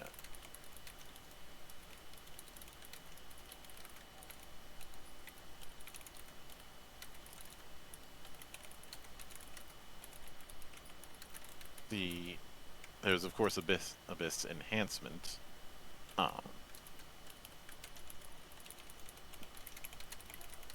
Yeah, and that's what I'm looking at. I think I am going to do a bit of creative house ruling on this and treat Abyss shards as something that can be turned in. Okay, so if none of us want to use the Abyss shards for enhancement, if none of us think that it's going for it, we can instead turn them in for what? They'd work like sword shards then. Okay, so I'd rolled another 11d6. Yeah. Okay. Arya turns to the Adventurers Guild. I don't know what you call her, receptionist. Mm-hmm. That's a good And turn. goes, We've talked to these blacksmiths who use these shards to enhance equipment. We'd rather our equipment remain trustworthy. We have these. She's just like spreading cards on a table over the counter. She spreads the 11 shards. Yeah, and Abyss shards look like crystals that are completely pitch-ass black. Yep. We'll turn these into you. We don't need them. 46. 4 6s in that fucking roll. Jesus. Ooh, goes in. So 46 to our reputation will put us at 254. Wow, that's a lot of reputation. Which that means that we rank up. Yep, you guys are you guys are now at the rank of greatsword. Wait, how much reputation do we have now? 254. We got 18 from turning in 5 sword shards earlier, Ah. so we went from 170 to 188. Mm-hmm. And we got 46 from here, and 46 plus 188 is that's probably 230. No, 230 234. Excuse me. I counted too high. But still, 234. We're over 200, which means we're hitting greatsword. If I remember correctly. Yep. Yeah. The next is the next threshold at 250 or was it at 300? 300. I thought so. But yeah, Arya just turns in the shards and goes, by the way, that's evidence that we killed a shallow abyss. Mm-hmm. This is going to be the highlight of at least her day today. At least. No, that's nice. She then turns to the newbie. You're too tall. But it's okay, I can fly. You are more than welcome to. Yeah, how tall is Sandra? She's like 6'5"-ish, which adds additional inch, considering she has heels. She's about as tall as us, Monk. Yeah, basically. So this is like this big lady, which adds like additional, I would say, inch the heels on her. So basically 6'6" currently. She's basically like big lady standing with a big shield, huge ass sword on her hip, like very big. You know, one of those broad swords that you clearly see are meant to chop the ever living hell out of people, not stab. Arya just points to Sandra's sword. I like your sword. She holds up the claymore. We both like big swords. And then slings it on her back before pulling out her koos. But I also like big sticks too. And puts it on her back. At this point, Azrael walks up to her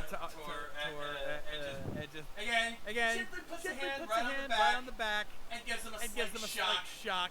Again, harmless, nothing damaging, just enough to get the point across. Mm-hmm. Turns to Arya turns to Azrael. Stop flirting with me right now. I'm flirting with her. Almost immediately, Gar's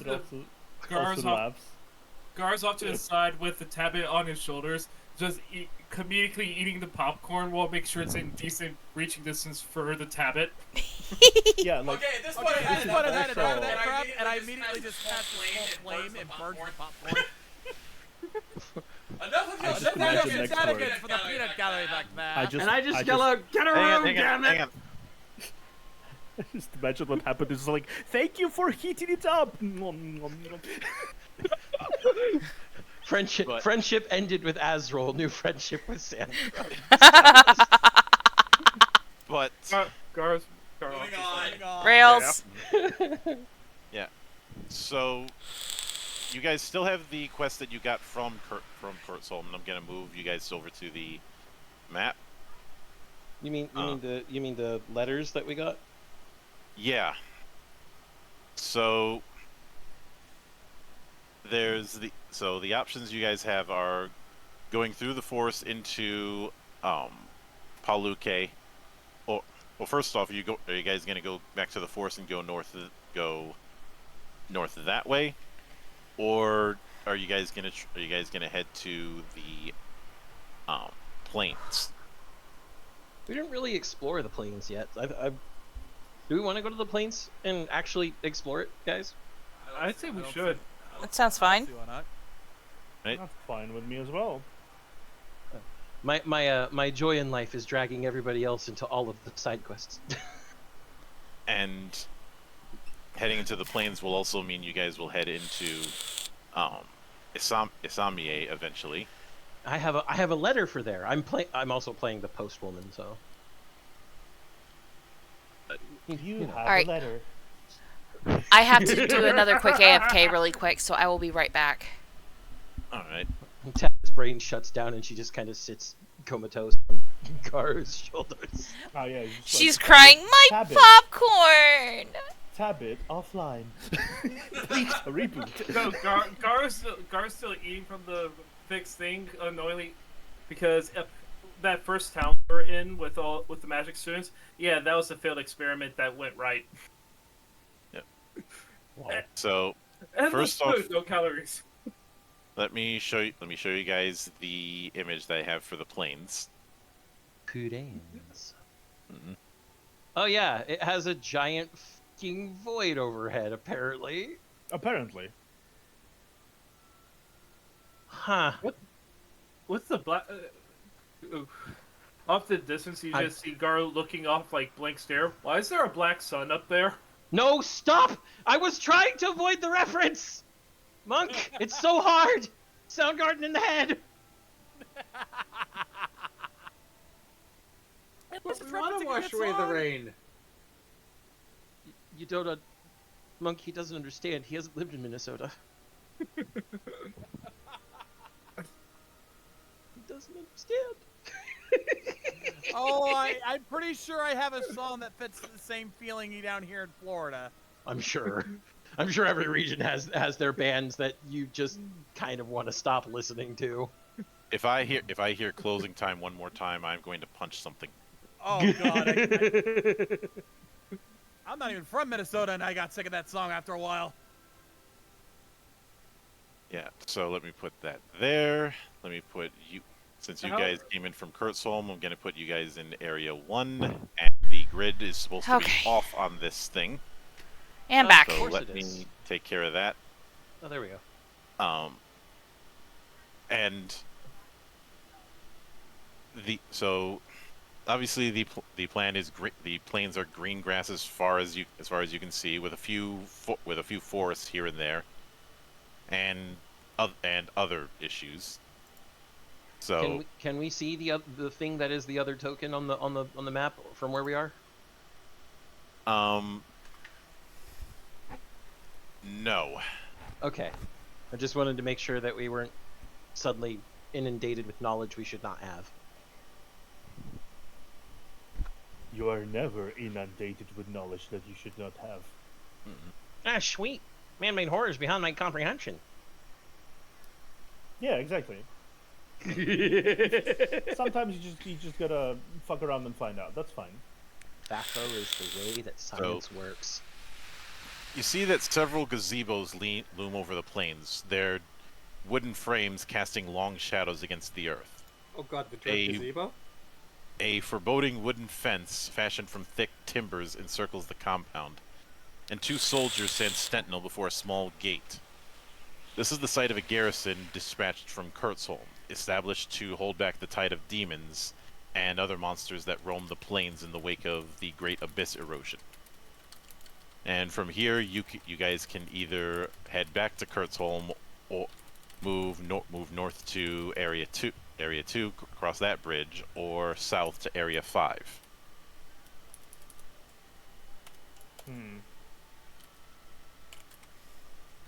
Well, what do you guys think? I'm not entirely sure because I missed a good chunk of the explanation earlier.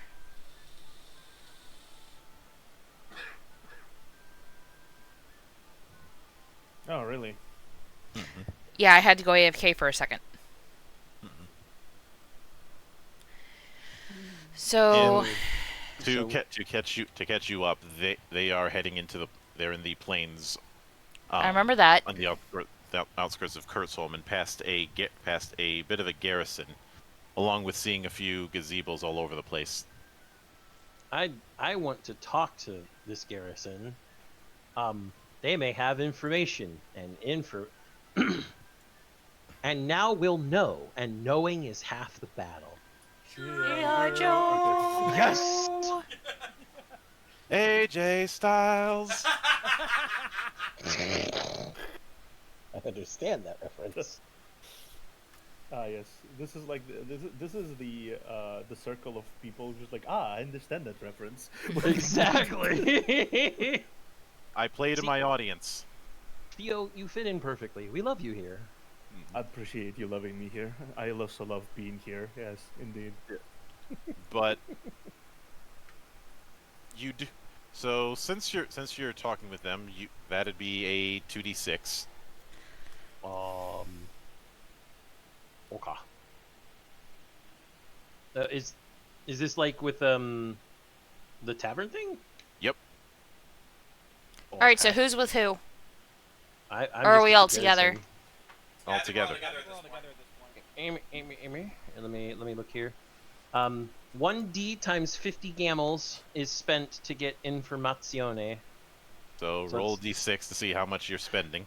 Y'all, 100 gamels.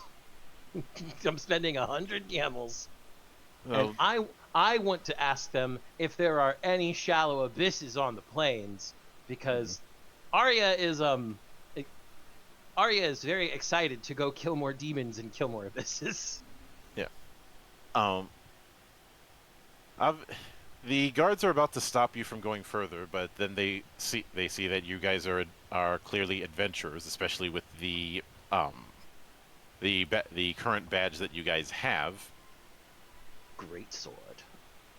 And state that you guys can pass, but it's going to be dangerous. As long as you're in this area, we can provide at least some degree of safety for the night, but that's going to be 30 gamels per person, and you're not getting any freebies on food. That's reserved for the other soldiers. Okay. But also keep an eye out. There is a Petro Viper in the area. Goody. We should kill that too. Just looks at the party. More things to kill. More ways to prove ourselves. Also,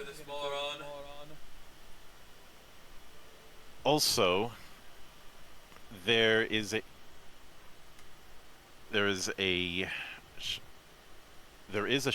shallow abyss to the southwest. When we checked it with a demon's blood plate, it registered a threat level of 6. There also used to be an old shrine to Harula in that area, but it's been uninhabited since the priests have evacuated to Isamiye because of the erosion. The shadow abyss has some connection to that temple. And I think that seems fairly obvious. And the more abysses we close, the safer the people will be. There's also been reports of demons in the southern areas. As long as I'm not bait for the Petra Viper, I'm fine. Guard just pats her head. We haven't made you bait for anything yet. Why would we make you bait now? Because tabbits are our favorite food of snakes. No, we won't do that. Besides, I got the feeling it sees us just as much as it would you. It probably sees you as a late snack at best. Well, thank you Petro for the Vipers vote. are fucking huge. Yeah, that's why Azrael said that. We have that monster knowledge. We're all sages here. Yeah, Sages at this point. We are literally all of us are sages, by the way. I'm also one. There's I think. Let's see. It's Azrael. Uh-oh. What? Oh, We lose. Oh, we lost the monk. Oh shit. Yep. It's well, we could filibuster. It's Yep. Azrael, it's Arya, it's Alicia. I think Garu has some sage there. I think I'm the only one that doesn't. There he I don't is. think I do. Sorry about that. Discord botched on me again. Yeah, we figured. Well, I but don't you have get sage. Oh wow, then you just get some really naturally high monster knowledge checks. Funny. But, like half the party has sage, or over half the party, I'd say. But yeah, Petro Vipers are not. They're not even anaconda big. We're talking about vipers that are the size of trucks. I'll be right back in like 10 minutes. For anyone who has played Cough. has played Monster Hunter 4, Najarala. Uh-oh. Najarala. And given all of that, Or Dalamater, maybe. I think Ooh, this would be a good Dalamater. time to take a break, actually. Yep, that's what I was leading towards. So this is where we are gonna take our 10-minute. Sounds like a plan. All right, folks, you heard it here first. It is break time, so go get your drinks, go get your snacks, smoke them if you got them, and do yourself a favor and take a little trip to the restroom if you need to.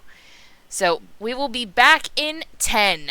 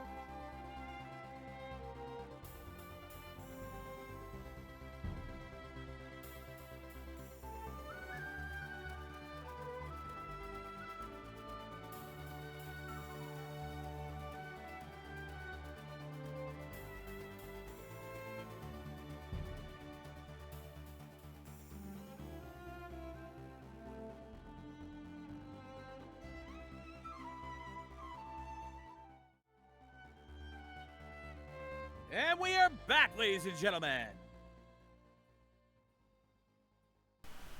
Welcome back, everyone. Oh.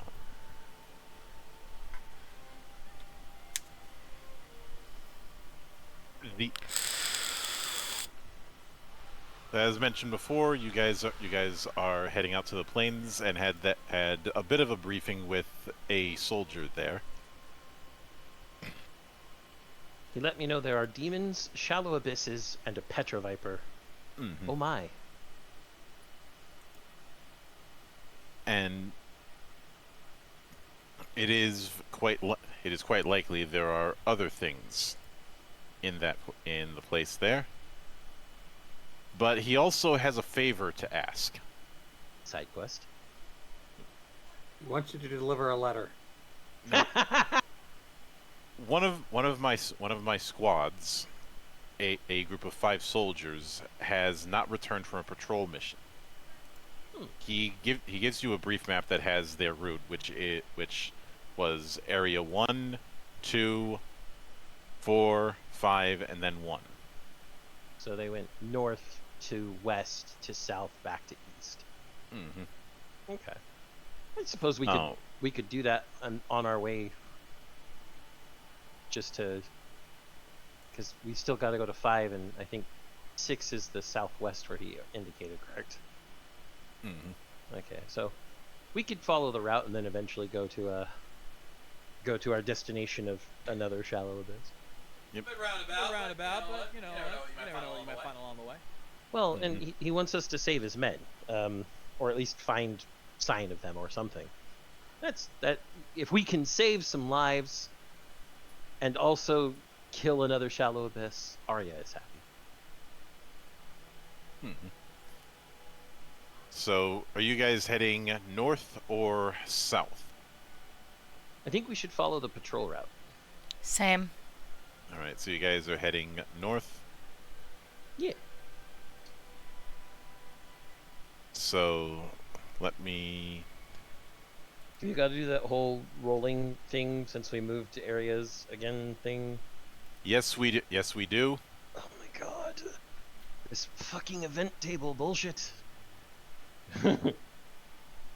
I had thought about making them into their own tables in Roll20, but then I realized if I were to do that, I would have to make so many tables, and it might result in some spoilers. It's a 2d6 roll. First one's gonna be 1d6. Okay, 1d6 roll. 1. All right. Now I need you to roll 2. Now I need you to roll 2d6. 9.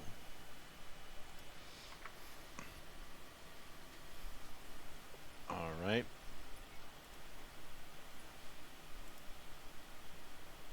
So as you head north, you meet a group of about 10 people traveling in several wagons.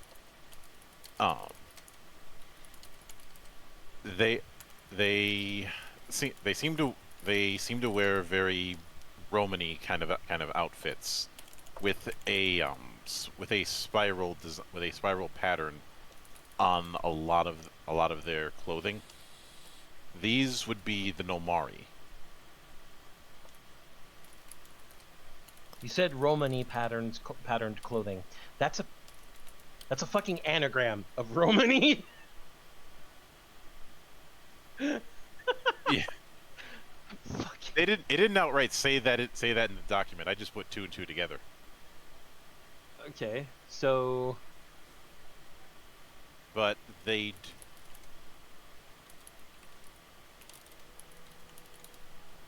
But do we know anything about the Nomari? Just that they tend to wander around the Korgana region with their possessions. They make their living through selling medicines and helping the sick.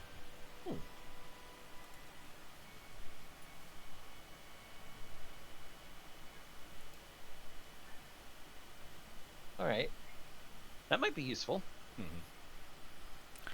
Alicia sidles up instantly. Did I hear the word medicine? Yeah. Alright, what you got?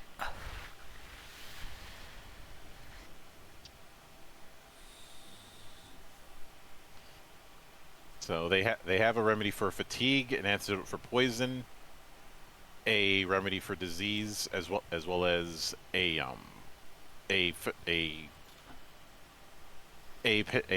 medicine for enhancing observation, but it does tire you out afterwards. Mm-hmm.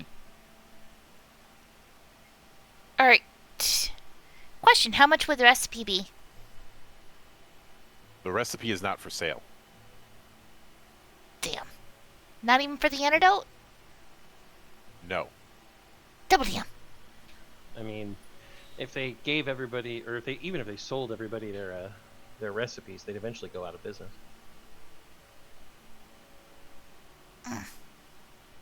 We got to keep living somehow. Fair.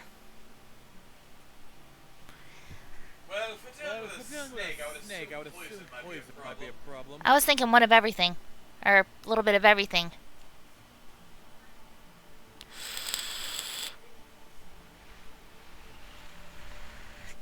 Let's see. So, how much are the antidotes?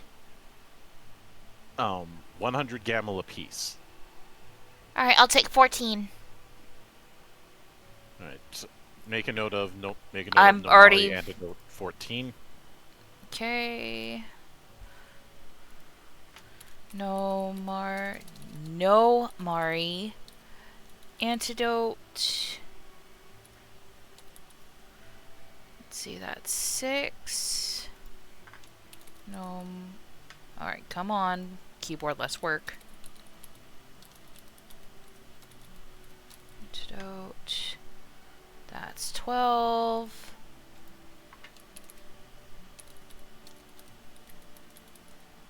And that's 2. Alright. Let's see. How much are the observation potions? 100 each. Oh, all of them are 100 each? Yep. Alright, I'm gonna get 2 of those. Alright, make sure to note the cost on Gamel and I will. Let's see. The fatigue, I'm gonna get. Let's see. Hold on a minute. Pull up a calculator. Let's see. Didn't need to be that big. What the hell? Stop that. So 1400 minus or plus 200.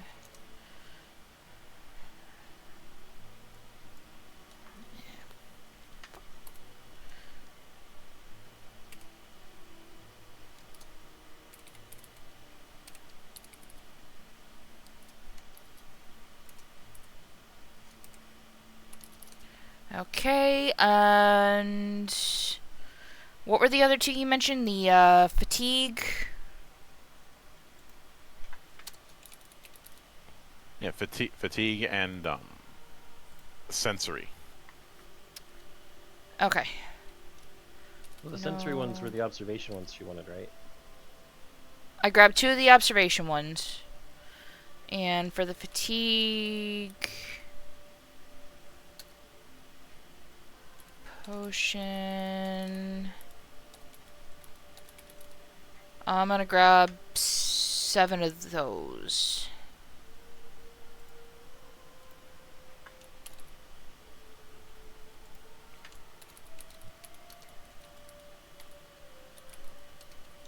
That way there's 1 for each of us. Okay. Alright, and that is minus another 700. Alright, cool.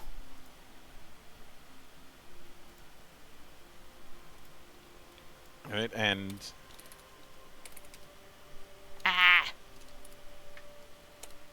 Alright.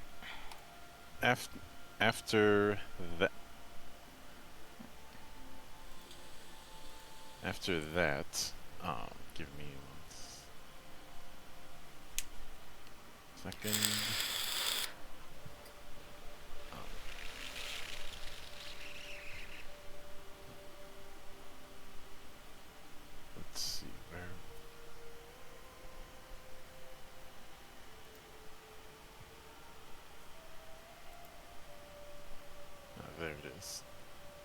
Again, a whole lot of jumping about. But after that, you all are invited to a banquet with the Nomari. I should say invited, but it's more of a voluntold kind of thing, because well, you're new to this area, and it's one of those things where it would be a bit insulting if you turned it down. Of course. All right.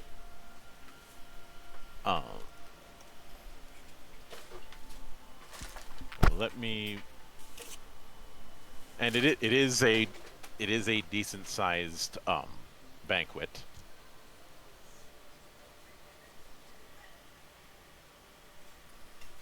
And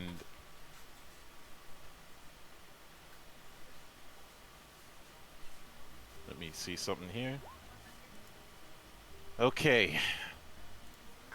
So for those who ended up drinking, which is gonna be all of you because of peer pressure. Hit. Peer pressure, peer pressure, peer pressure, peer pressure. Yep. Roll fortitude. Oh boy. Wait, is that gonna actually affect a rune folk? Yes. Yes.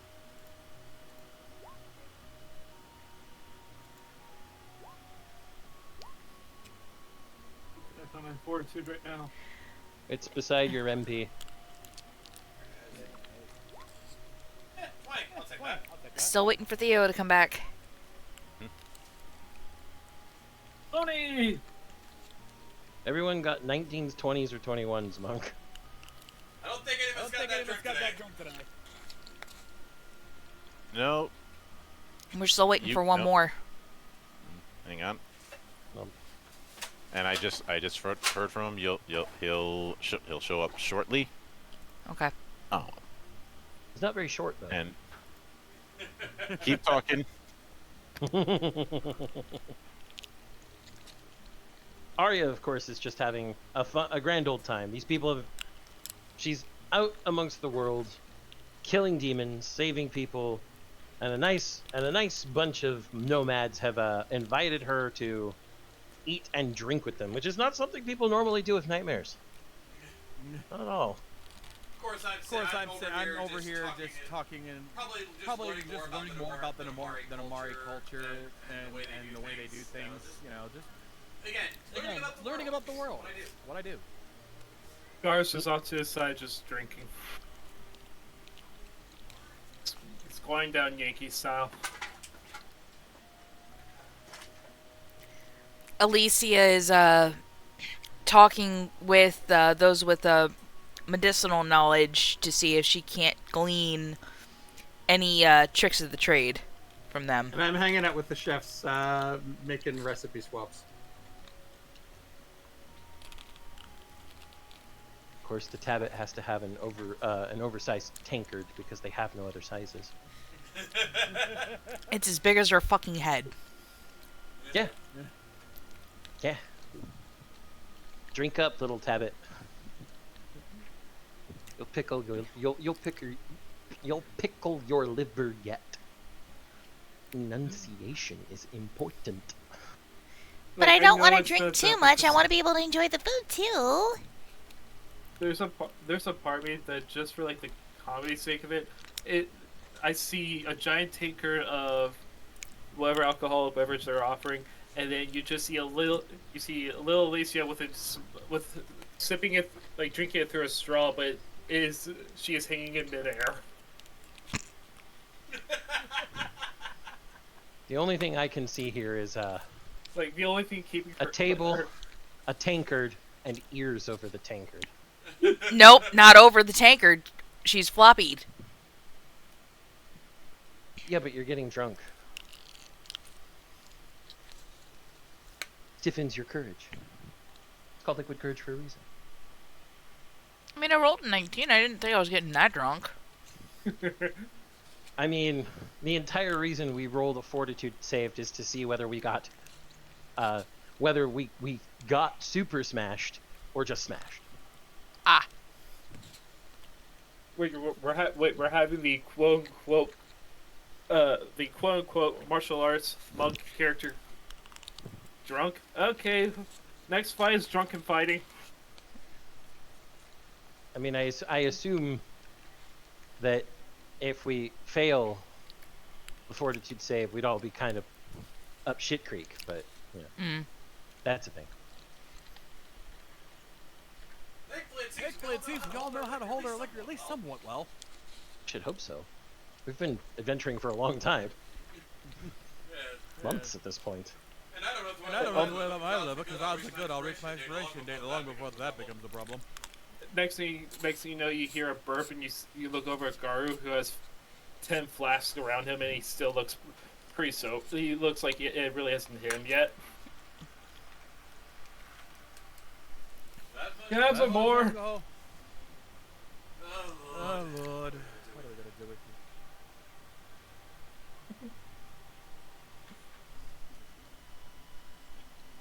you? Get your expiration date before your liver pickles.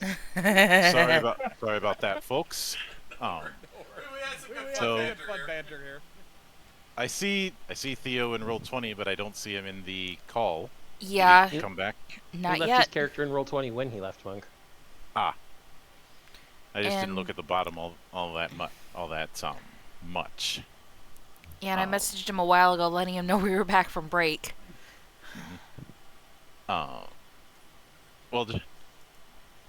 just have to play it by ear, and We'll assume he because passed. of that.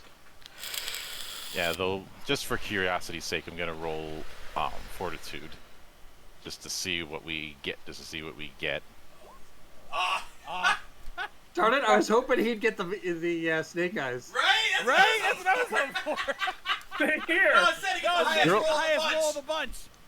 I keep all I hear is we wanted Schadenfreude to occur. Yeah, of course, you'd Hey, say. I've got hit with it twice already, so you know what? It's spread around. Yeah, you Mr. Botch on the first roll of the session. Exactly. So Neff, this is called Turnabout is Fair Play. I'm the one who has consistently gotten low rolls on initiative, so feel my pain. Or as we like to say in this household, ha! Now you'll know how it feels. I understood that reference. Yeah, but an older woman of the Nomari group has informed you all that there's an underground cavern to the east. Yeah, sorry, pardon me. No worries. Yeah. We're all just drunk right now. It's all good, Theo. Even your character avoided getting too shit faced. Lovely. Everybody's rolling 20s or 19s, and you get a 25, just one pip short of getting a critical success. All right, I do need also to roll fortitude as well. No, you were good. You already rolled it for you. Thank you. Did I do well?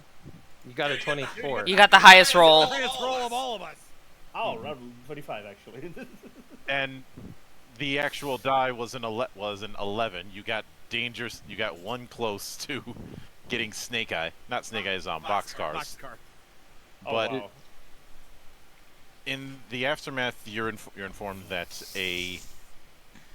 that there's an underground cavern in the eastern area, which was used as a hideout for pirates in ancient times. It's said that the pirates' treasures are still there, but it's sealed by a door, which can only be opened by chanting a certain password in Magitech. And as far as the password, I will put. How many of us can speak Magitech at this point? I think everyone who's a sage. Yeah, right. Yeah. Well, that and it's my natural language, so yeah. Well, 'tis the art of eternal slumber, death be. Got it. Why would that be in Magitech? You guys don't die, you just shut down. Well, That's our eternal slumber, so that would be death. No, you guys can go into an eternal slumber that doesn't kill you, and somebody can wake you up from it by injecting magic into you. which is why so many rune folk are so damn old. Yes. It's not like anybody's making new rune folk in this era. I'm sure somebody could, but you're not going to find them in this area, in a place like this. Definitely not. But I need one of you to roll 2d6 for the area. I got it. Okay. 5. 5. Oh, Monk, before we move on from 2, did we find any of those guards? Already close to them? Or or any clues? Not here. Okay. Just wanted to make sure we didn't, not, fuck that up.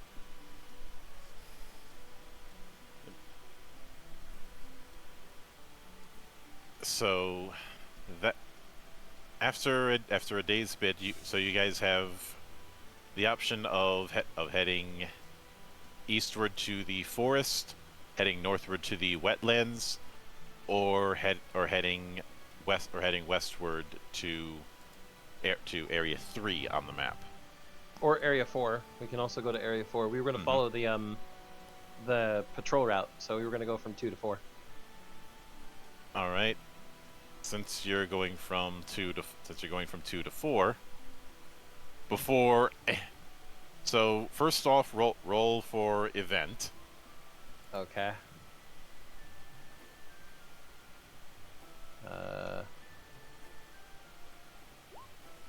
11. Well,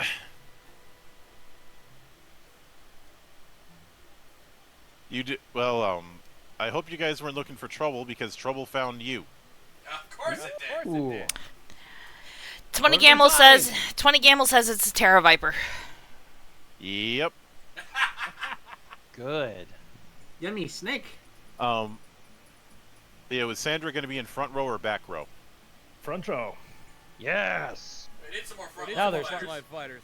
Now there's 3 of us in the front line, along with 2 golems. 3 frontline fighters and 2 stone meat shields. I don't know, the meat shields never get attacked. It's just you and me.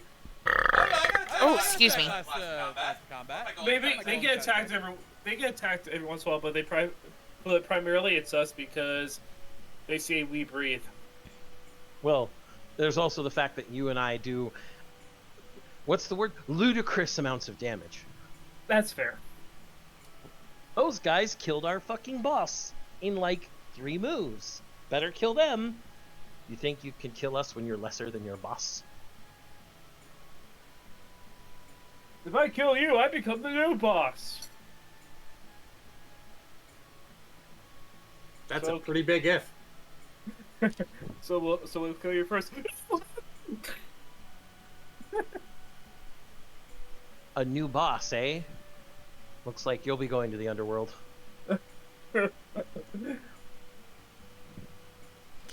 Alright, and Alicia is rolling monster knowledge. I mean, we're all gonna do that. We all rolling. We all doing that. Nope. Not me. I got no sage. It's not worth it. I don't have sage either, but I still do it. Garu has no sage and still manages to get fucking insane checks on it.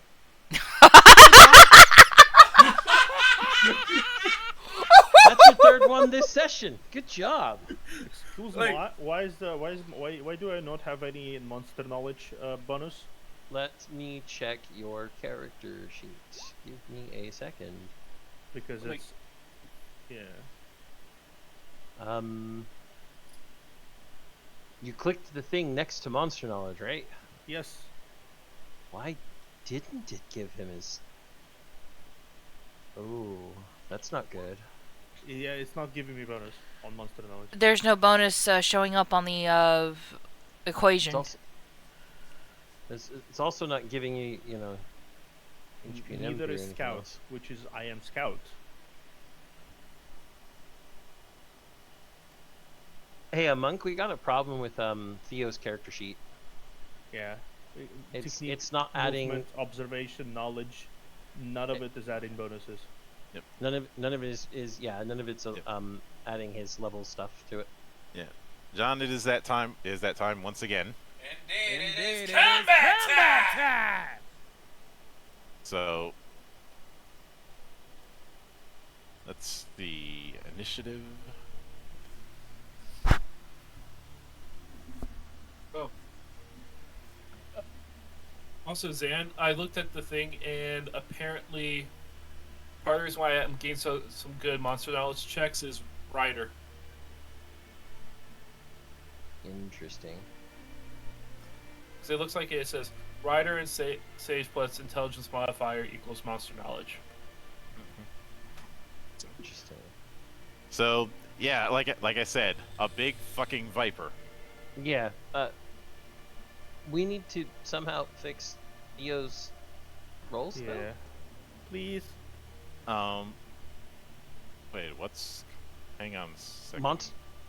Theo's monster knowledge should not be 9 in that roll. It should be 9 plus 5 and 11 plus 5, but it's not adding bonuses. It's not adding bonuses, any bonuses actually.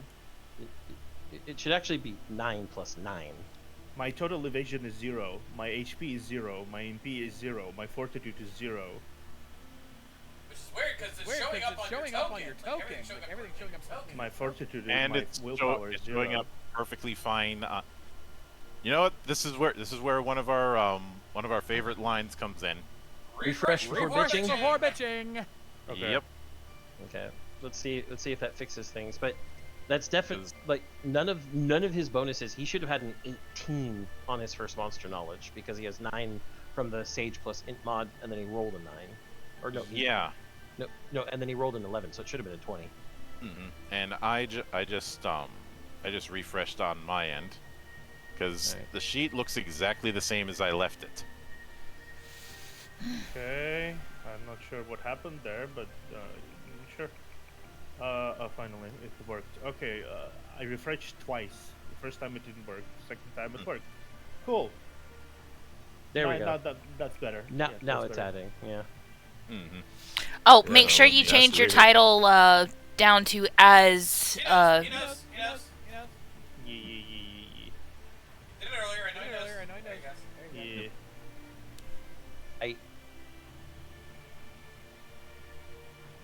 So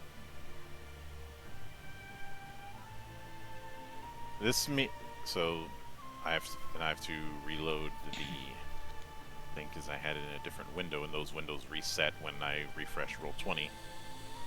So this one's also weak to physical damage. Oh, fun. We all have fun with that. And did you guys roll initiative? Not me yet. See. Nope. No, you did not. Not yet. No. Now's the time to roll, and I did clear out the turn order, so there shouldn't be an issue. I'm just gonna roll regular initiative this time. I'm not gonna bother with the until we get that. What the hell?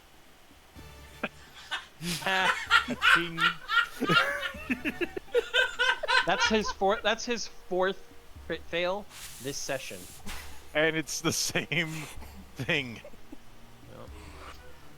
Zan? Alright, just remember the dice gods show no mercy. Amen. Amen. Man, and here's the thing.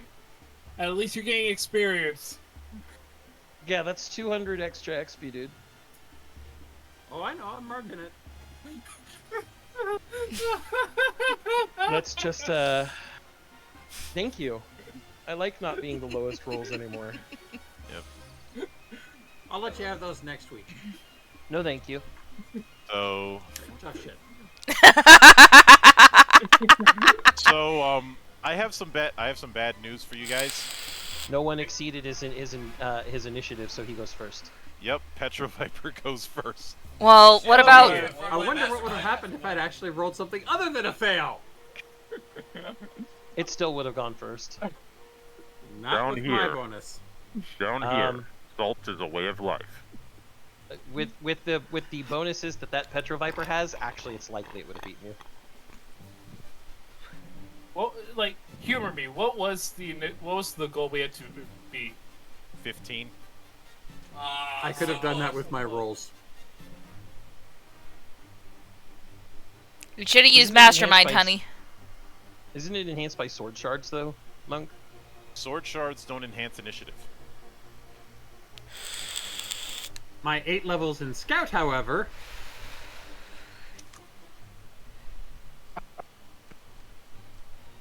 God. Fuck it. I have to do this. What are you doing? Uh-oh. Quick, everyone, get on Discord, check your names. Hmm?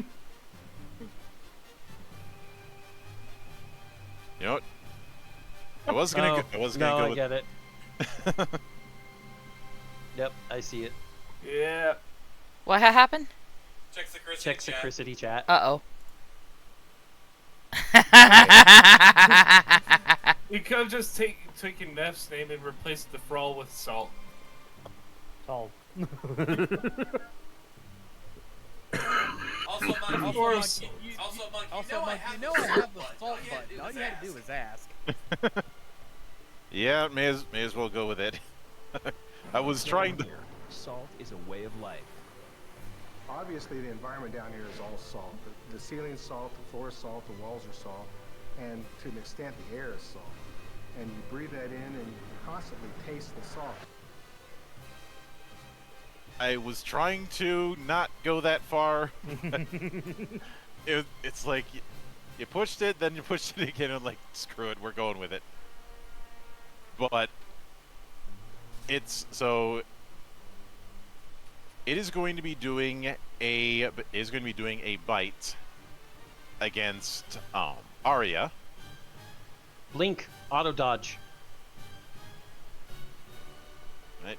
Combat preparation, alt form and blink. So auto dodge, it doesn't hit me. All right. And given what I gave it outside of that, it's gonna try a second one against Sandra. So right. Sandra, roll evasion. 20.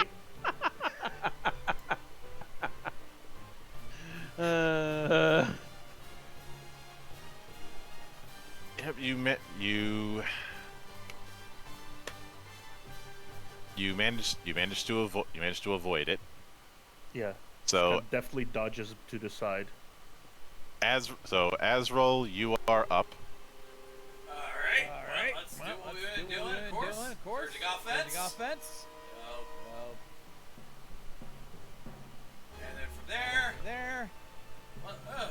Wait. I guess physical damage is it? Well, then I guess it's time to cool this guy down a little bit.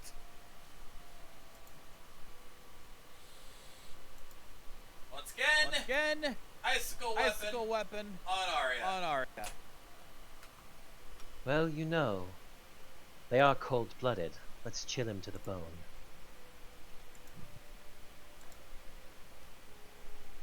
So, I believe that's plus. That's going to be +3 to physical damage, but it's also water ice elemental, but it's still physical damage. Mm-hmm. So. And then, you want me to start writing these down again? I'm gonna start doing that again. Good idea. Yeah. You may as well keep them on the side, so you don't have to keep writing them. I don't mind typing. Because I can only do so much on my end, especially since I don't know what tactics are going to be used in advance. I'm a monk, not a mind reader. Yeah. The only thing I know is that I'm not gonna get the +3 from damage versus demons against this guy because he's not a demon. Nope. But that's still 9 extra damage I'll have. Now it's my golem's turn. Yep. Golem. First up, 16. Actually, that'd be 21. Actually, no more. 23. Yeah, again. Enhanced. So that manages to hit. And I gotta remember this for damage. Since it is physical damage, it'll get a +2. Mm-hmm. that'll be 17. 17. All right. Okay. That's so that's going to be a total of 7 damage. Oh, shit. Damn. Shit. 10 defense. Shit. Oh, we gotta fight, We boys. gotta fight, boys. That we do. Certainly. Alright. Alright. Second golem. Second golem. That'll be 22. All right. 2. And that's a whiff. Are you fucking kidding me? Kidding me? Wait, What? wait, 22. I ended up getting thrown off because of the accuracy on the log. I was gonna say. So yeah, 22. That hits. Yeah, remember, I get a plus because I can only roll the low end number. I had to add 7 to it. Mm-hmm. So yeah, 22. That hit. So roll damage. Alright, that'll be 18 damage because I got a plus 2. Mm-hmm. All right, that's 8 damage. And that's it. That's it for me. Mm-hmm. So Sandra, you are up. Yes, nice. Okay, okay, let's see. What can I do? What can I do? Well, a lot. Oh, a lot, yes, that's what I'm like, what can I do? It's your grand debut. It's my grand debut, yes. What? You know what? You know what? You know what? I'm gonna start strong. Start strong. I'm gonna fucking cast the Fist of God. The Fist of God! The Fist of God. It's 10 MP, right? Yeah, 10. So it's 33 left. And then that is Fist of God accuracy. Do I need accuracy for this? Yeah. Magic power. It's inflicting. It's inflicting. It's inflicting. Yeah, so you're rolling magic power. Yeah, magic power. And that hits. Lovely. Okay, so 33. No, 30 not power. not 30, 30 power, and then when it asks for extra magic power. Yeah, when you plus 12 basically. Yep. And then whatever the crit threshold is for the spell.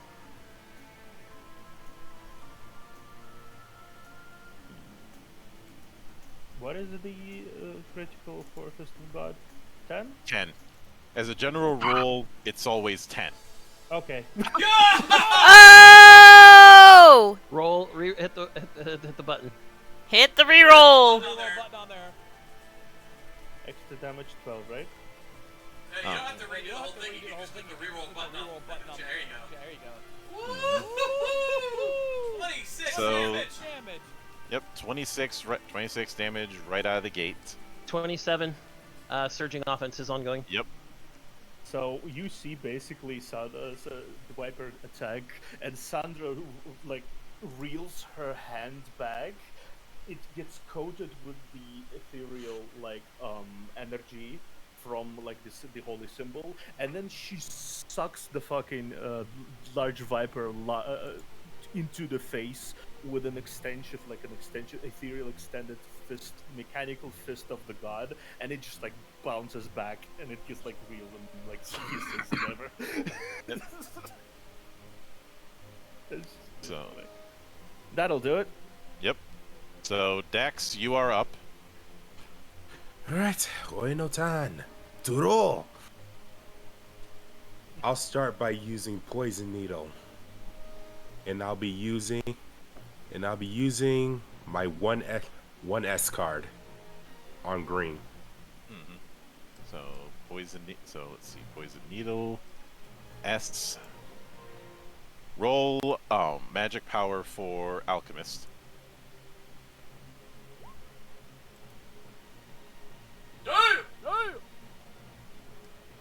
Alright, so for the next 6 rounds, it is going to be poisoned, taking 5 damage each round.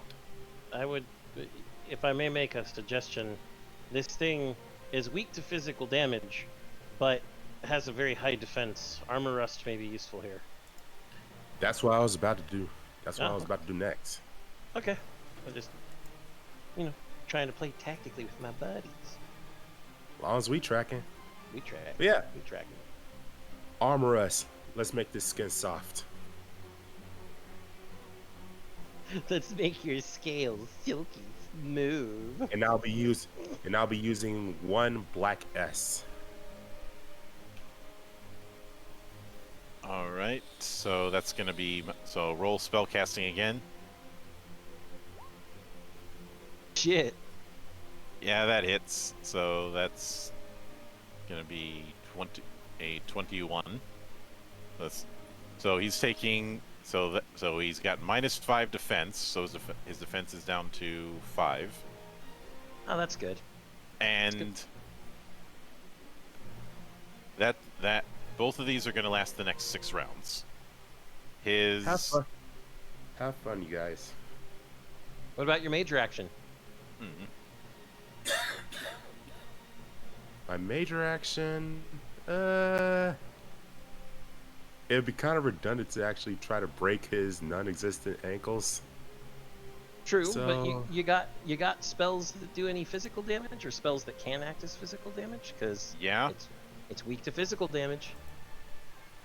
Oh.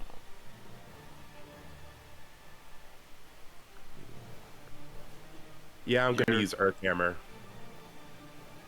Oh.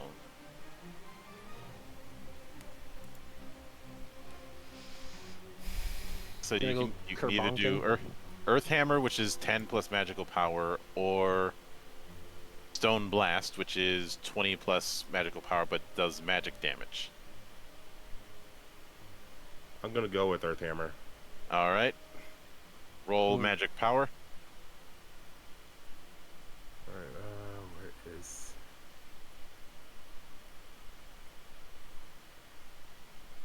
You're gonna go Kerbonkin. Right, that hits, so roll on the power table. Make sure to add magic power. And the crit threshold is 12. Okay.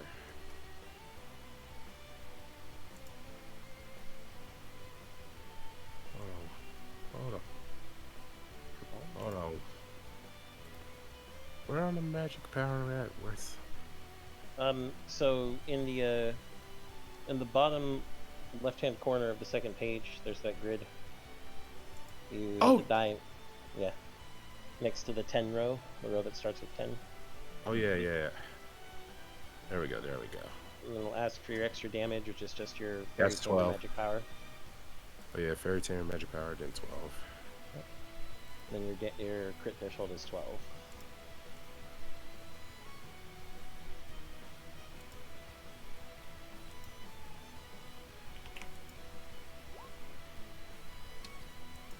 $15 damage, because the +2 from physical damage. Yep. Oh, 16, +1 from surging offense. Almost forgot.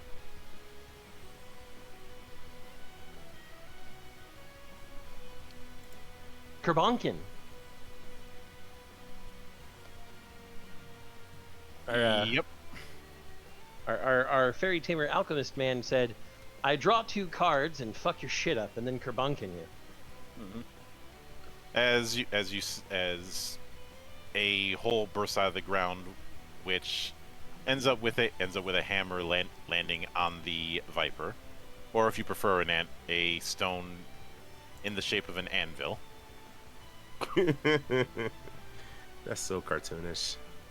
Well, you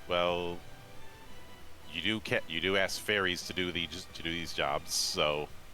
Now, one of the fairies transforms into Amy Rose and comes out and hits him in the head with the hammer. Oh God! Oh my God! Even worse. I got to play to your gimmick, Coops. I'm sorry. Wait, Zan. Is it the Amy and Knuckles combo from Sonic Advance 3 where Amy has this giant ass hammer when she's paired up with Knuckles? Absolutely. Yeah. But What were we dealing with as far as total damage? 16. All right. So that'd be 11. 11. Oh. So Garu, you are next on the list. Okay. I'm in beast form, so that's that. Giant arms.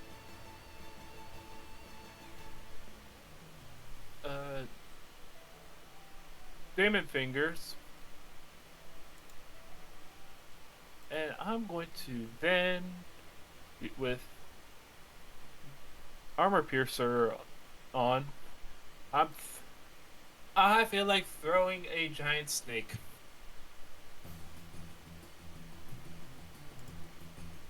I'm gonna throw him into a tree and see if I can see if that'll help him piercing it. What are you talking about? Trees? You're in the middle of the plains. Also, your name is not Sephiroth, and you do not impale snakes on trees. Well, if I can't do that, then at the very least, if there's anything sharp sticking out, maybe that'll pierce it and give it some bleeding. You're in the middle of plains. You know what? There's I'm rocks. sick and tired of these motherfucking snakes on this motherfucking plane. You're not black enough to say that. Monk, go ahead and do the honors. Enough. I have had it with these motherfucking snakes on this motherfucking plains. There you go. See, if we're gonna do it the way we have to do it, Neff, it's I am tired of these monkey-fying snakes on this Monday to Friday plane. But the TV edit. Unfortunately. Wait, I don't even think I included my demon finger. Yeah, I need to figure out how to add the demon finger mod.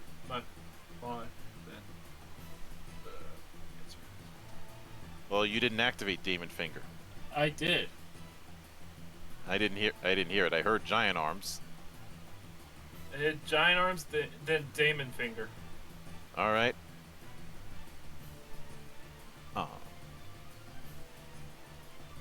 Let me see your sheet so I can actually see if that's added in. That just sounds like a try-hard metal band.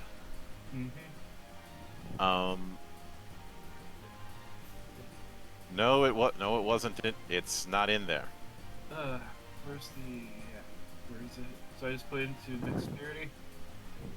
You put it. Yep. Okay.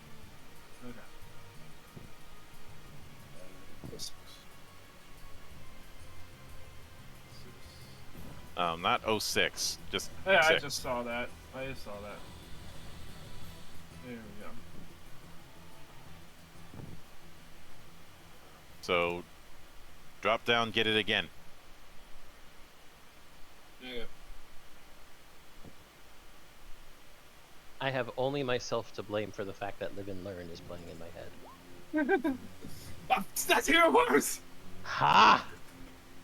Yeah, that's a whiff. Which means you're not getting a second attack because due to chain attack. Because you actually have to. I actually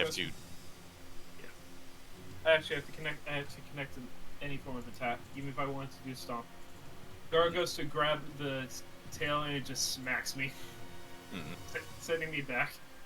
So yeah, that didn't work. It knows not to let its tail get grabbed. It's watched Bowser get beaten by that too many times. So long, gay Bowser. Even though they say it's not that, he never said that. Bitch, please. So, it is time for Arya to do what Arya does best, correct? Fuck shit up? Yes. Yeah. That is true. First of all, I am going to announce this as a multi-action, just because, multi-action. Second of all, we gonna hit a motherfucker with a giant fucking stick. So, Just roll. It is a 19. That hits. Alrighty then. So for this first hit, it's gonna be a hit. We're gonna do the hit. Damage. Ha ha! Nice! Woot! Okay, so first of all, that's 42 damage plus another 9 from all the stacked on icicle weapon, surging offense, alternate form, and weakness exploit. So 42 plus 9 is 51. And on top of that, we're gonna spend that 9 MP for a nice energy javelin to the fucking face. So how much did you say in total? 51 physical damage.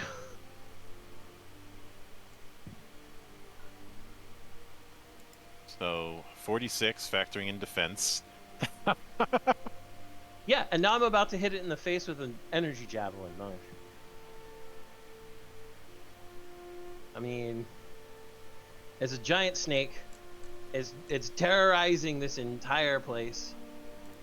I need to add my bonus to magic power from my called multi-attack. Oh. Boom. 21 spell casting. That is a hit. I figured. And then magic power 30 plus magic power. That's another 18 damage.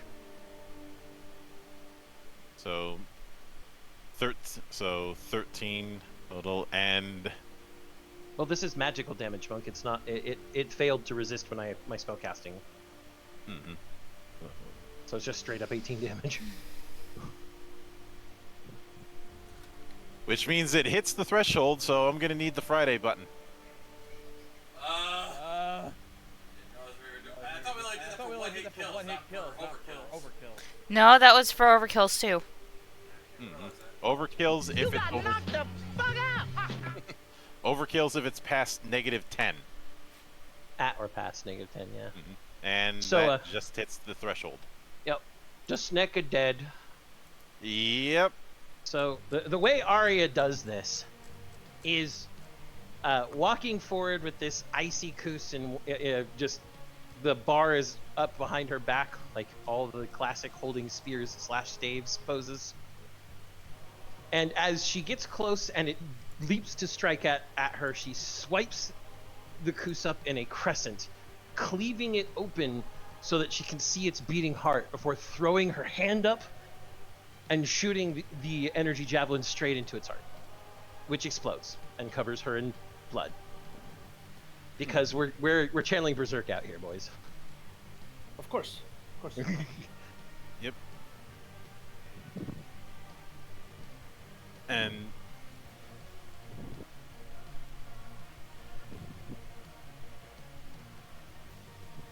well, you are using a giant stick. Giant stick, giant sword, they are both on my body. Mm-hmm. Yes. I guess you gotta stick it up to them, huh? That was a little forced, Theo, but you're getting it. No. She's sticking it to the man. It's not a man, it's a snake. Yeah, stick it into the snake. Snake can be a man. This is not a Naga, so I disagree. I'm not gonna argue with you. Mm-hmm. I'm just saying I disagree. That does mean it is time for loot determination. Go ahead, Azrael. I'm hoping for white cards. I need to build a nice barrier deck. Solomon Grace just wasn't cutting it for me no more. 11. Oh. Lovely. That's fucking nice, dude. So you found some premium snake skin. Tasty. So that's gonna be 320. Oh, and a red A. No more white cards. It's a red card. We had to throw the snake out of the game. Fuck.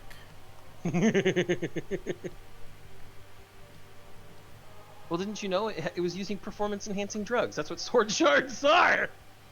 By the way, how many sword shards did we get from it? I assume it had some. 8. Wow, Jesus. Okay. That's that's a thing. Mm-hmm. So, with the Lord out of the way, that brings you all to Area 4. Isn't the what would be known as the Field of Vipers, though it's also a field of colorful and beautiful flowers. Okay. Oh.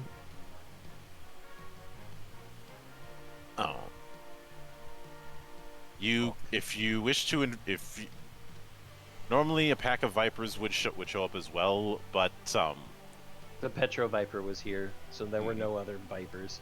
Isn't this also the place where the underground door from the Nomari is? Mm-hmm. You can look around. If you want to search in details regarding the flower fields, that is going to be a let me check the sheets on which package I'm looking for. That is going to be a technique check. Okay.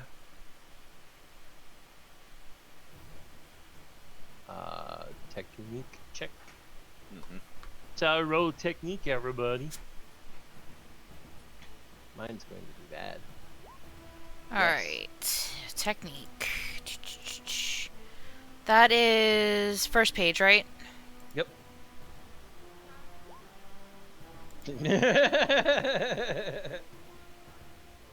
Y'all got 10s in your technique.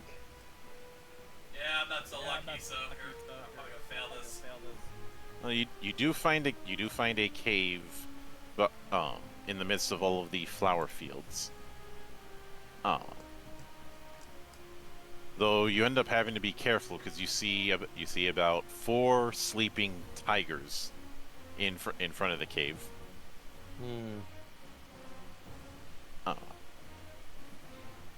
But by discovering the cave, I am going to award 1 star. Away! Does that put us at what 7 stars? 8. Oh, 8 stars. Hooray. And you do within the cave you find 5 soldiers. All of them are wounded, and 2 of them seem to be seriously injured. Arya looks at the tablet. Come on now! Points it to all the wounded people. Oh, I thought you were talking about the tigers. No, points at all the wounded people. Sandra was just like also steps in. Let me assist. No, I see it now. All Arya sees is the tigers. Garu lifts her up by her collar so she sees all the people. Oh, that's what you're talking about. Okay. You see Gar just holding her up, hands above, and she's just standing on his hands. It's like he's almost like Link when he finds an item, but instead of an item, it's just the tablet. Da da da da. It's like any good cheerleading squad. You're holding up the cheerleader by her feet.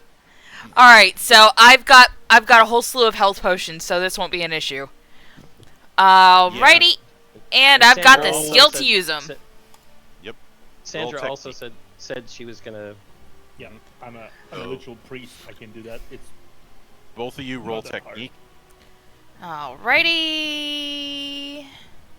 It'll be easy. All right. So you do manage to help out Sandra's focus is on the more grievously injured, while Alicia's helping with the rest. All right, how many potions do I use? I'm also fully ready to spend a few mana points if I need to on the divine healing, if it needs to be. I'm not going to have it that you're spending mana points, even though you both are using magic. Just one of you using divine magic, the other using nature magic. No, I was using healing potions. Oh.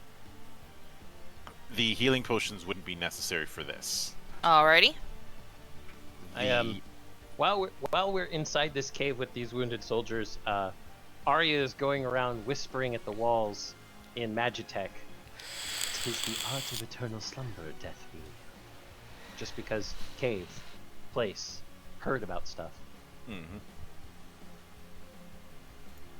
But eventually, the soldiers do recover and explain that they were attacked by vipers and tigers, resulting in the injuries they had to deal with.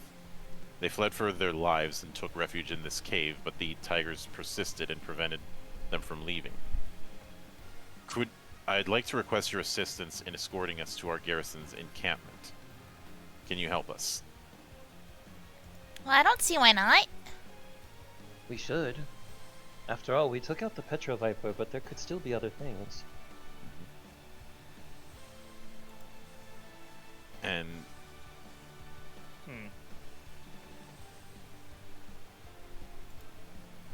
very well. As far as I mean, going back isn't going to take much, you know.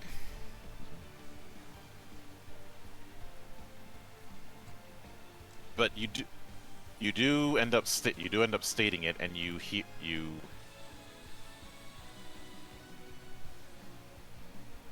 hear a door slowly open. And okay, so I'll make note of that. I let the party know something opened as I was saying that password we learned. We need to come back here. At the other side of the massive door, see, a hemispherical cavity surrounded in darkness is seen. Okay. But that's all you can see from here.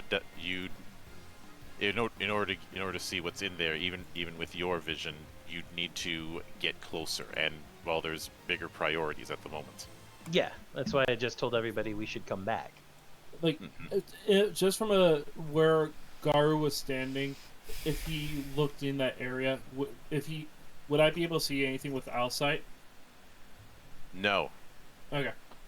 We'd have to enter. Mm-hmm. Lovely.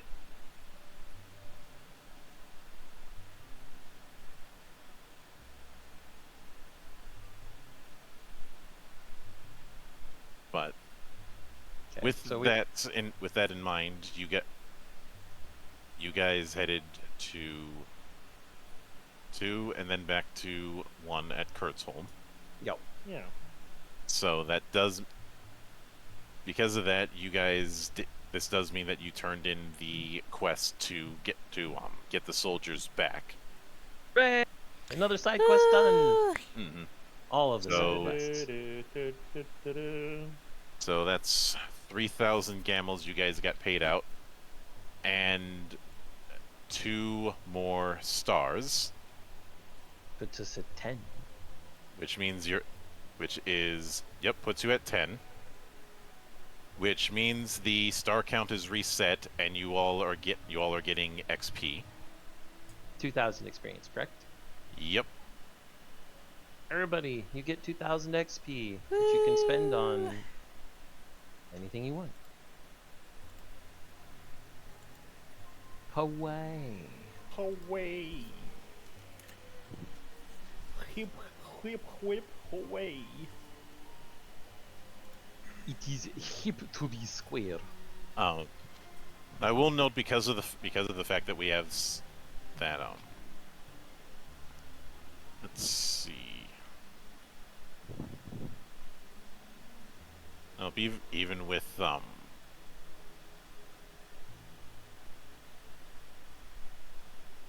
hang on up. What I need to recalculate one small thing. So I want each of you to, as I go from top to bottom, I want each of you to give me your adventurer level. All right. Simple. So, Alicia, 8. Arya, 8.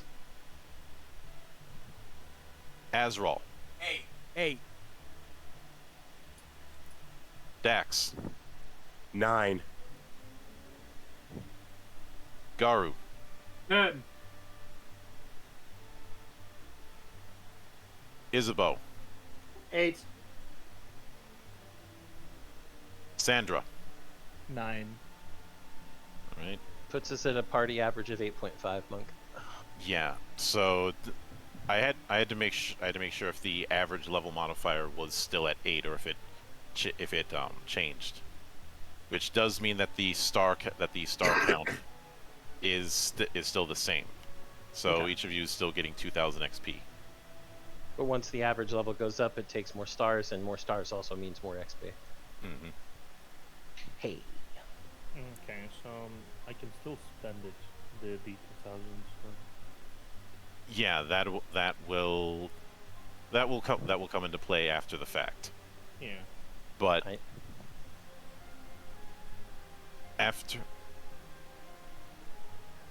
since you guys took care of that particular mission and both achieved it and reported it, are you guys going to be heading back to go into that cave? I mean, I don't see why not. Yes. That cave sounds like a fun place, and well, we've got time until we need to go down to the shallow abyss anyway. Yeah. So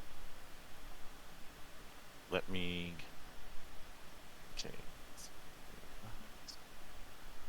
For anyone watching who doesn't understand why I'm doing it this way, have you ever played an open world RPG? I do every side quest first. So, as Totally valid. it is the place as you go back into the door with the cavity. Fortunately, you didn't run into any tigers. Maybe they were elsewhere. Maybe they think 7 people and 2 golems is too much. As you do see some corpses littered to the ground, though it's clear that they are more skeleton than anything else. You'd imagine that these corpses have been in this area for a few hundred years at minimum. Oof.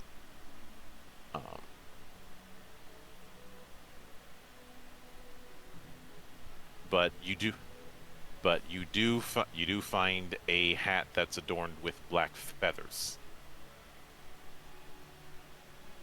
Okay, I guess I'll write that down in my inventory. Hat with black feathers. Oh. Arya briefly puts it on and goes, "Arr."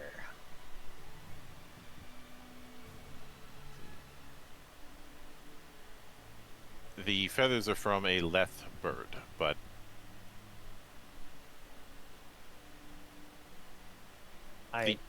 if you want to find anything further, that is going to be a observation check. Okay. A Revan. All right. What about everybody else? Auto success from Garu. Well, Second boxcars. That settles that. Yeah, we're good. I don't need a roll. Yep. Oh yeah, honestly. So you managed to find, as Alm would say, treasure. Treasure. So I need one of you to roll me 1d6. Okay. Let me do that, maybe. Yeah, go. Oh, okay, never mind. Or Garu got it with a Zex. He got Zex Marquis, Monk. Which is fitting considering Epion's right next to me. So you found 1,100. You found 1,100 gamels. And roll another d6. You can do it this time. Yay, nice. Go, Tio, go. Go, Tio, go. Hey! Hawaii! So what'd you get? 3. All right, you find three 5-point mana stones. Not mana stones, Mako stones. Yes, Demon Light Stones. Mako. Demon.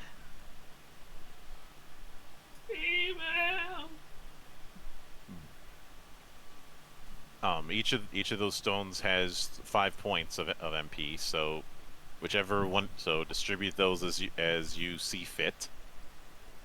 I've got I've got a pocket full of rocks already. Everybody else can have rocks. I have. Let's see. Have 2. I can take a couple more. I've got something. I've got a shit ton of them. I don't need any more. I've got one. I've never even gotten close to using it. I'd say if there's anyone who needs them the most, it's Garu because of how low his MP is and how much he's gonna eat up MP with his techniques. How many of them do we have? 2 or 3. There's 3 of them available. Yep. Okay, so 5 of them. Yay. I've got something in my front pocket for you. Is that stone in your pocket, or are you just happy to see me? You do also find a parchment that contains the resentment of the dead. It says that the dead were pirates who operated in the coastal areas of the Korgana region during the Magic Civilization period. They were trapped in this cave by the treachery of their comrades, and their treasures were taken away. But it's noted that the Lethbird's hat, which indicates that they were the leaders of the Korgana pirates, would never be given to the traders. Okay.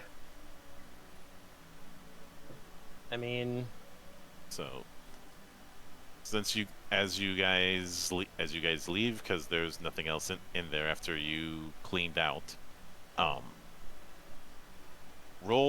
of you roll 2d6 on it. Yes, roll. 8. Hut. All right. 8. Well, you end up meeting as you guys make camp for the night. You end up meeting the Nomari. Again? Yay! More drinking. More drinking. Different tribe, but this does mean that another banquet. Hey! Like we're gonna turn down food and drink. Yep. So roll fortitude. Oh shit. Oh boy. There we go again. Hey, 20! 20, 19. Ooh, 16. Oh, fortitude. Fortitude. 21. Nicely done. Ooh, 16. Uh-oh. Fortitude. Yep. Uh-oh. Roll the fortitude. 21. Yes. Dax. Coops. I know. I'm on there. I just came from the restroom. Ah. Fair enough. 18. Thought you might have pulled a Mike Shell. Nah, he isn't throwing shields that have guns embedded in them. I was more referring to Mike's penchant of falling asleep. Well, here's you were going with that reference. I was going to say he's not ignoring the obvious stealth required aspect. He's also not trying to roll initiative against the tank's mentor.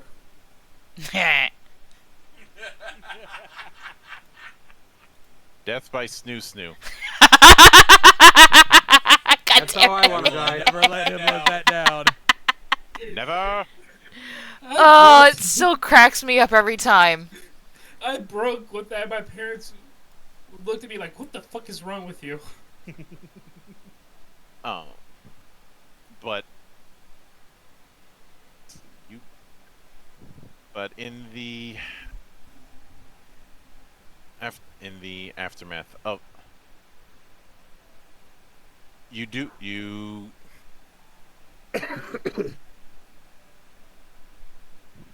you do end up being able to have a decent night's sleep without having to worry about people taking watch, because the Nomari will be taking care of that. So the next day, are you guys heading north or south? Well, I say north. The only place we haven't gotten, and we know that there's stuff to do, is south. The shallow abyss is south. Also, we're still on the combat screen over here. That is on roll 20, because it is very anal about the drag and drop when it comes to the bookmark. Ooh. But yeah, we were told by the garrison about a shallow abyss to the southwest. Yep. So heading down south to Area 5, which the grasslands spread out looking like a green sea. The air is stagnant, and there seems to be an ominous presence coming from the west.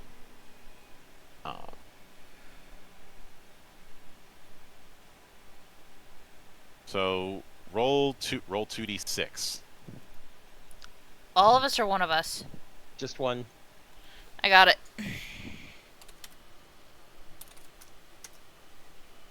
8. All right. Nothing of significance happens. It's probably a good So you can. Yep. So you guys are heading straight to area 6. Aye. Yeah. There is a distinct light in Arya's eyes at this point. The excitement is palpable. She's ready to dive in and defeat more demons and break down another abyss. Azrael just grabbing on Arya. We'll get this soon. Calm yourself. I'm not going to go alone. Your moment. I question that thought. You had the chance. You sure as hell would do it. Reduce the calamity that is your memories. My memories will never be reduced, and yours will never grow, machine woman. Oh! Yeah, but at least mine are better than yours. Mine will last longer than yours, and be perky for longer too. All right, ladies, you're both ugly. Nightmares. Hey, I take offense to that. Nightmares actually don't age. Like, they look the same age up until the day they die after they become adults. Oh. As the fight's going, you walk around and you just drop dead. well, actually, according to the nightmare profile, Theo, nightmares, they don't know what their old age is, because nightmares tend to die violently around 200 years of age. Touché. It's not, you don't drop dead, you die violently. Touché. Which is a fancy way of saying the only way that they've been killed is in combat or other forms of violence.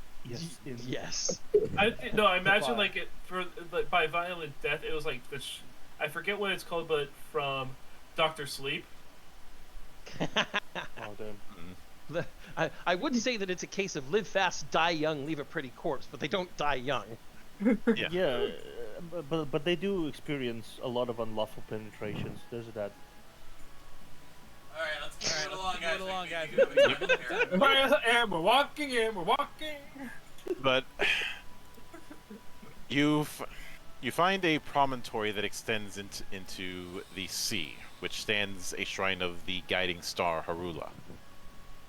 But now a ominous sphere looms in the heavens, devouring the bell tower of the sacred place. This is a shallow abyss, a treacherous void that beckons to the brave and foolish alike. If you wish to enter this maw of darkness, you have to ascend the bell tower from within the shrine.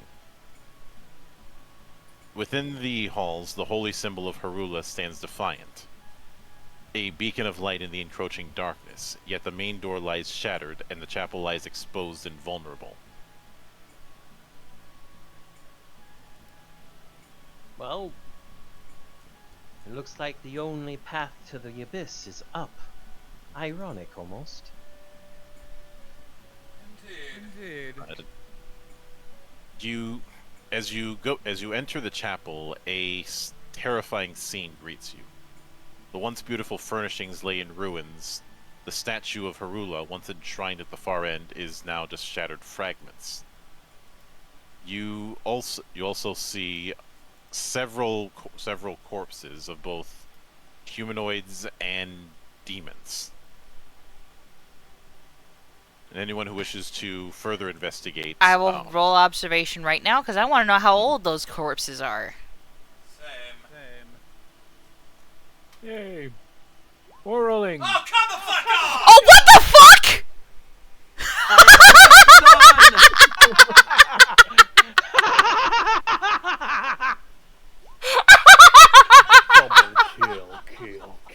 Kill. It's no longer my curse.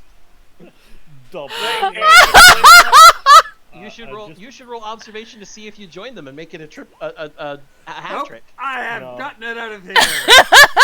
I was hoping for a hat trick.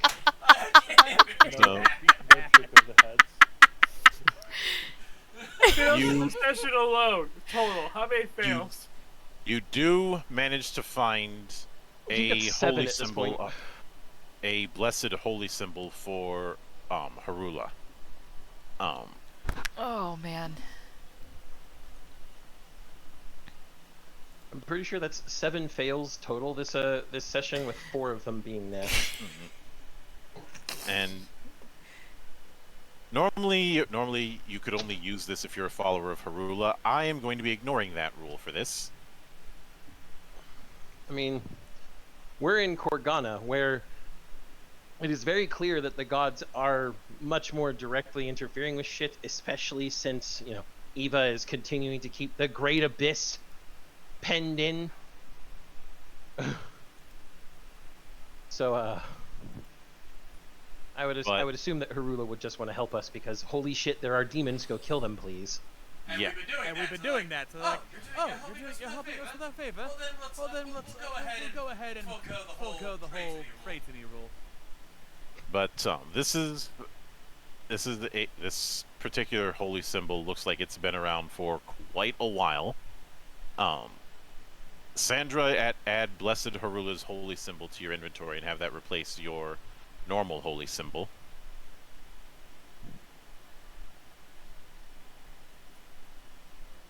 Your god won't mind. The gods get along for the most part. It's complicated, but I'm not going to get into that. I said for the most part because I was counting all of the gods that descend from the human god. I'm also counting the gods of the second sword.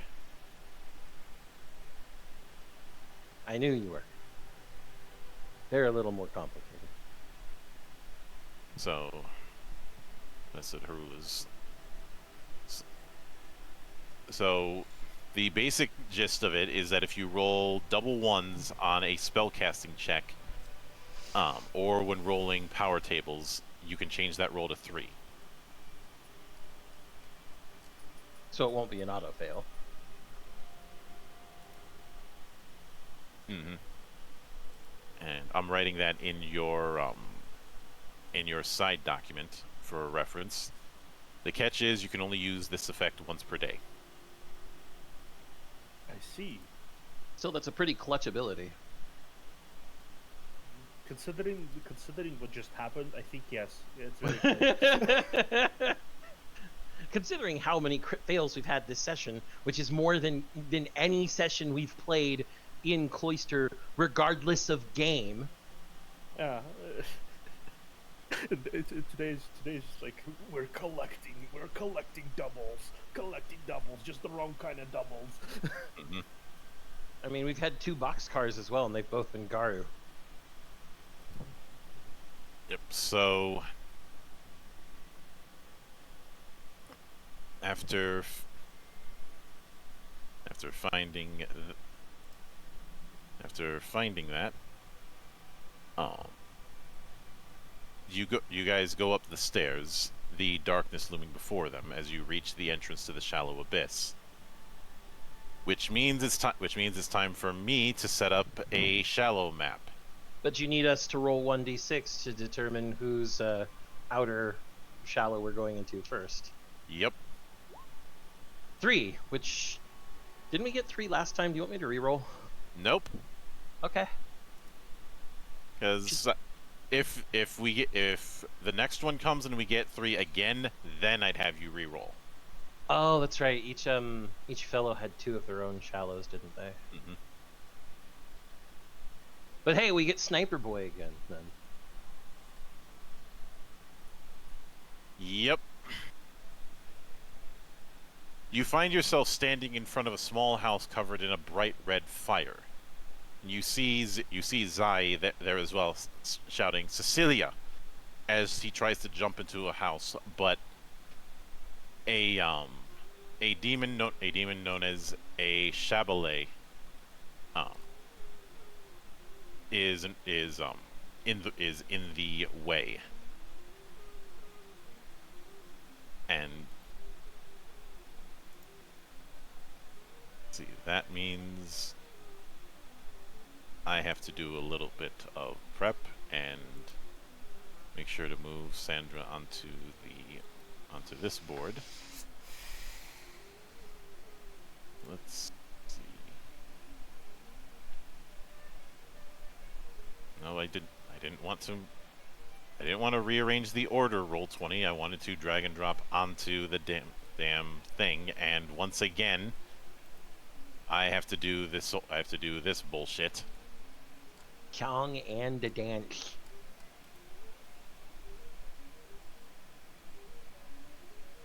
So let's see.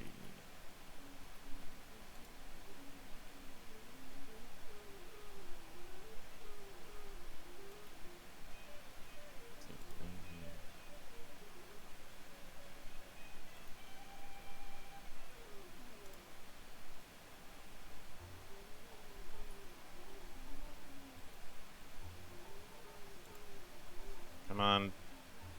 This has to be so damn sensitive.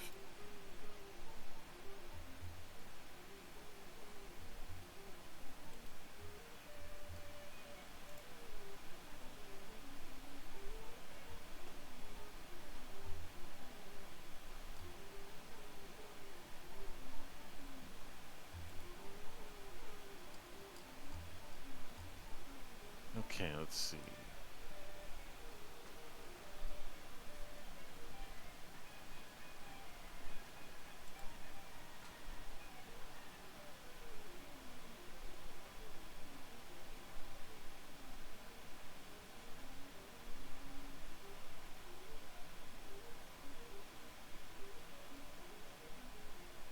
Alright, so let me move you guys over into here.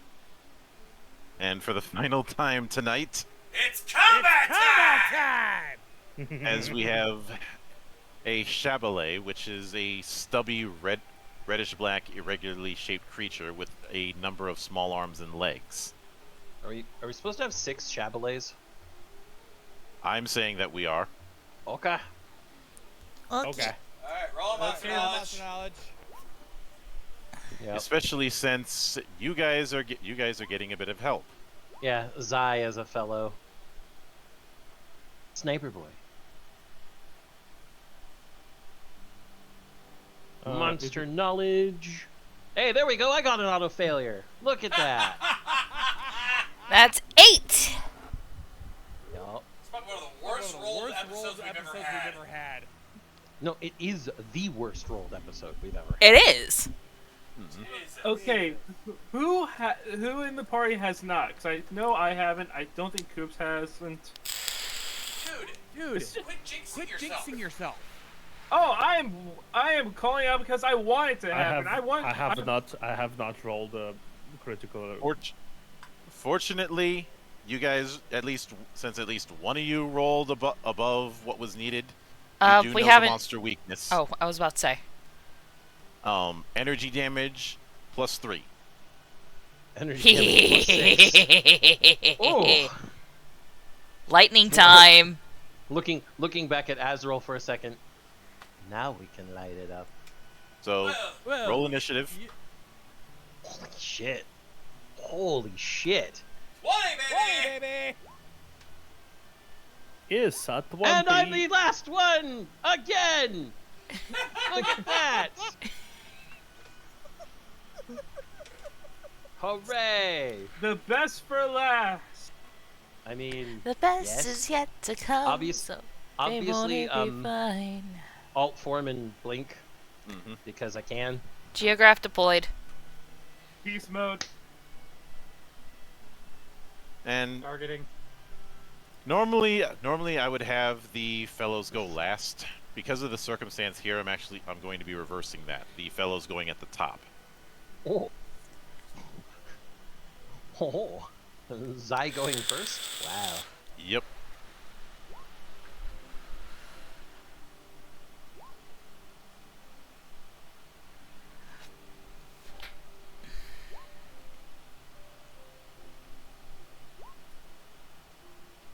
Jeez, the fellow table is not doing me any favors, but I'm going to be calling an audible and saying that it is going to be firing the long barrel with Hawkeye using solid bullet. Nice. Let's see, and that is a value of 22, Oof. which does hit. And only does 5 damage. Dang. Ow. Quit it.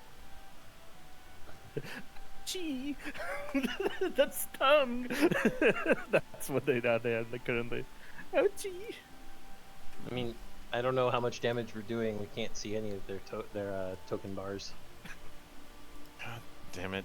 I'm too much of a VTuber of the brain. I thought you would say we don't see their toes, and I'm like, what the toes have to do with anything? I would appreciate you not to associate me with feet freak, because I'm not any of that. That ain't my road to hoe. We don't fucks with that.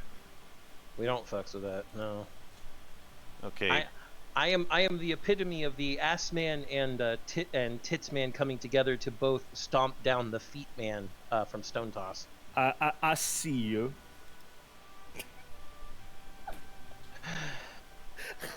Thank you. You're right. You're right. He does. You're right. Theo does fit in too. He does fit right in. I love it.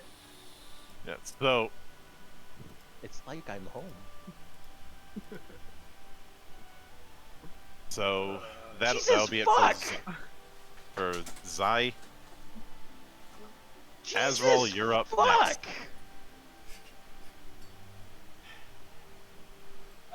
Alright. I'm gonna do something a little different this time around. Sorry, Arya. I'm handling this one on my own.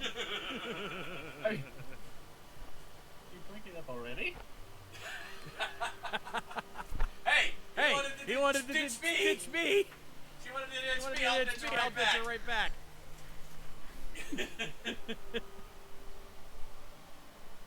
Go cheat on me with another woman. She's prettier than you. That being said, instead of using one of my stratagems I used to do, since I got my frontline mastermind, I've already got 3 edge. I'm gonna be putting them to use. All right, Edgelord. Damn it, you beat me to it. So I'm gonna go ahead and use efficiency to get myself 4 damage for the spell I cast. All right. And you said they're affected by energy damage, right? Yeah. Does that include lightning? Yes. I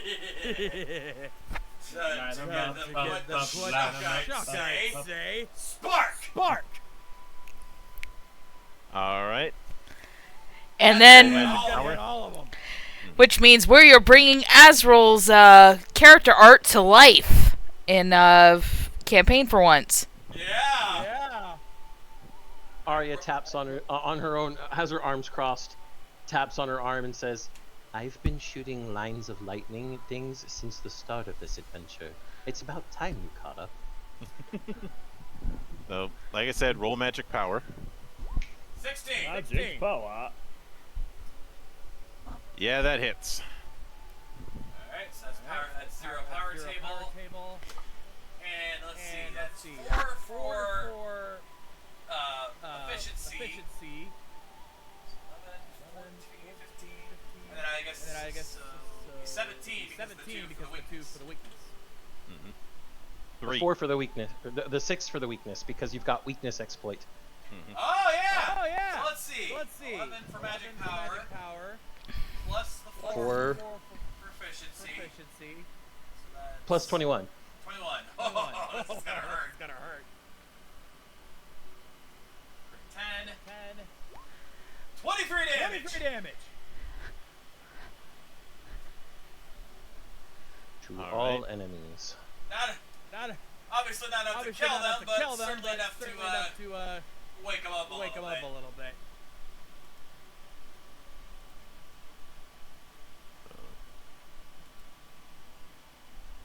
23.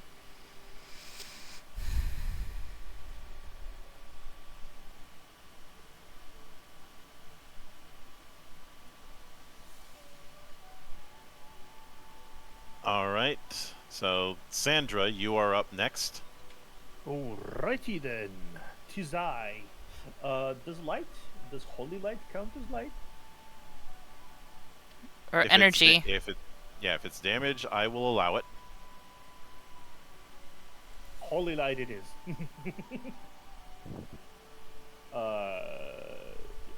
caster. Okay, let's do magic power. Holy light towards the middle forward Shabalay. I just want to call it a shambler. It kind of looks like one. 18. All right, that hits. So roll damage. 20 plus 12. 10. I also have exploit weakness. Reminds me I need to change my count. Since these guys are demons, I have the +3 against them.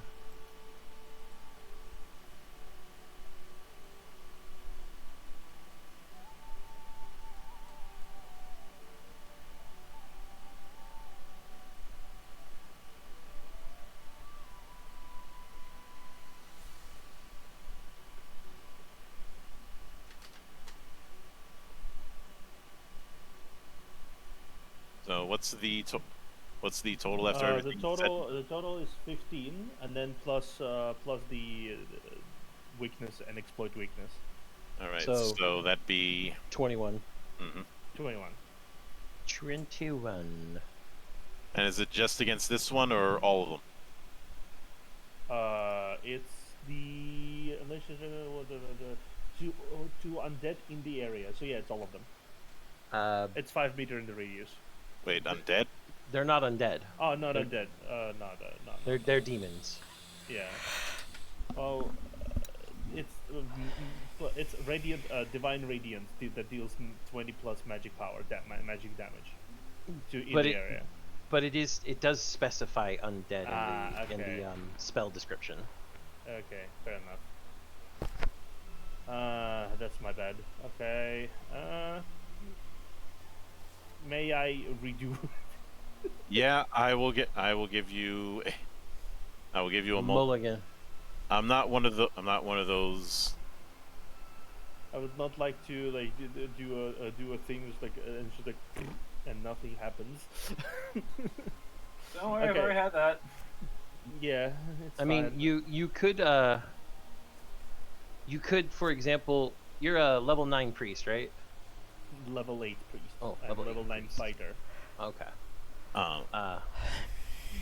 You know what? Sure, I'm just gonna go guns blazing or swords blazing. Nice. That can work too. Swords blazing. Attack. /9. Hello. All right. So. That hits. Oh yeah. So roll damage.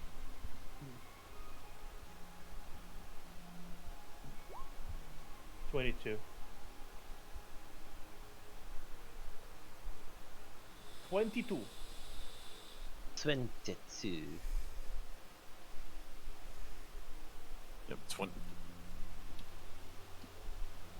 22. So.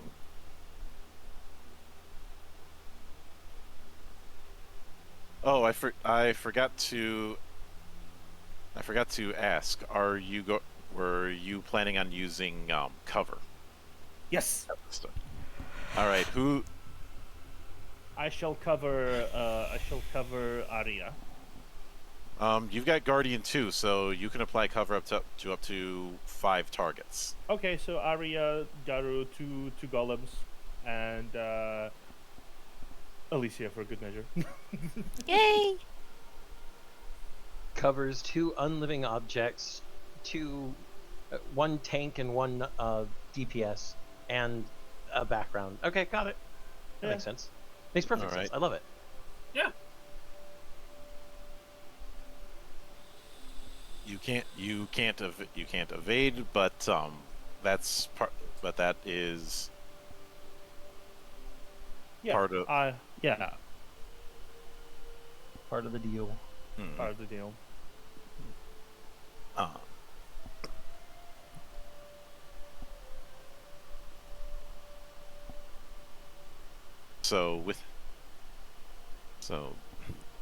Whoops. Isabeau, you are up next. I think it's time for a shotgun. And technically speaking, in this case, you do get the extra action. Oh, goody. Since all that you needed was to beat the highest initiative, which you did. Well, then in that case, we're going 2 shotguns. All right. Roll it. Oh, wait a second. I also have that one. Oh, I'll let you go then. Yep. Go with your second action then. Yeah, same thing. 2 double, 2 slashes. All right. Another slash. That worked even worse. That worked even better. So, going with the same target or different target. Same target. Right. So minus 24. All right. Isabeau, now roll for shotgun blast. I'll just roll both of them at the same time, both shots. All right. And both of those hit. Yay. So roll damage.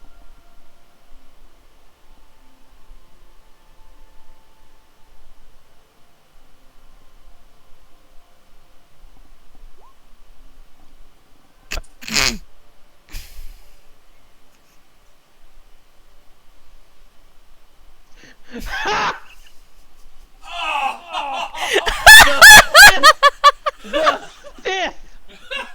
The curse is still upon thee! Oh, Jesus. That's 10 fails. 10 double. 10 fails in this session. 10 5 of them to Neff. God damn. I'm The going guys- to take the dice gods out back and I'm going to shoot them.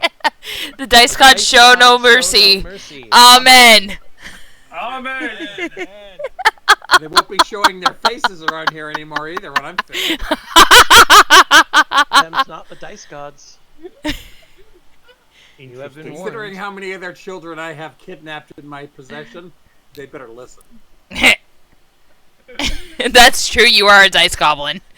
You know, maybe that's the reason they're fucking with you. You kidnapped their children. Parents don't generally like that. All right, I'm pulling out the axe. I'm gonna start taking their children's lives.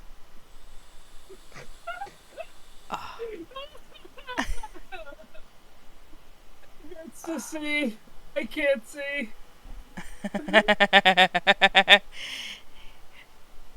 We made Rick laugh so hard he's crying. At least he didn't piss himself. That's true. Well, I'm already sweating, so this doesn't help. Ooh. Now Tears I'm- and now I'm sweat back. mixing. Ooh. Welcome back, Monk. Yep. Neff got a crit fail on the first shotgun roll. I saw, and I also saw they did 15 damage on the second one. So this is the price of DACA. Let's not forget the reason that meme exists is because orcs have very, very poor missile ballistic skill. So they get. Real quick, I gotta head out, guys. It's time. Yeah. You take care of that. How are we gonna do the rest of the battle? Just take over Take over for me. Take me a fellow. Take me a fellow. Yep. Alright, later. Give me fire weapon next turn.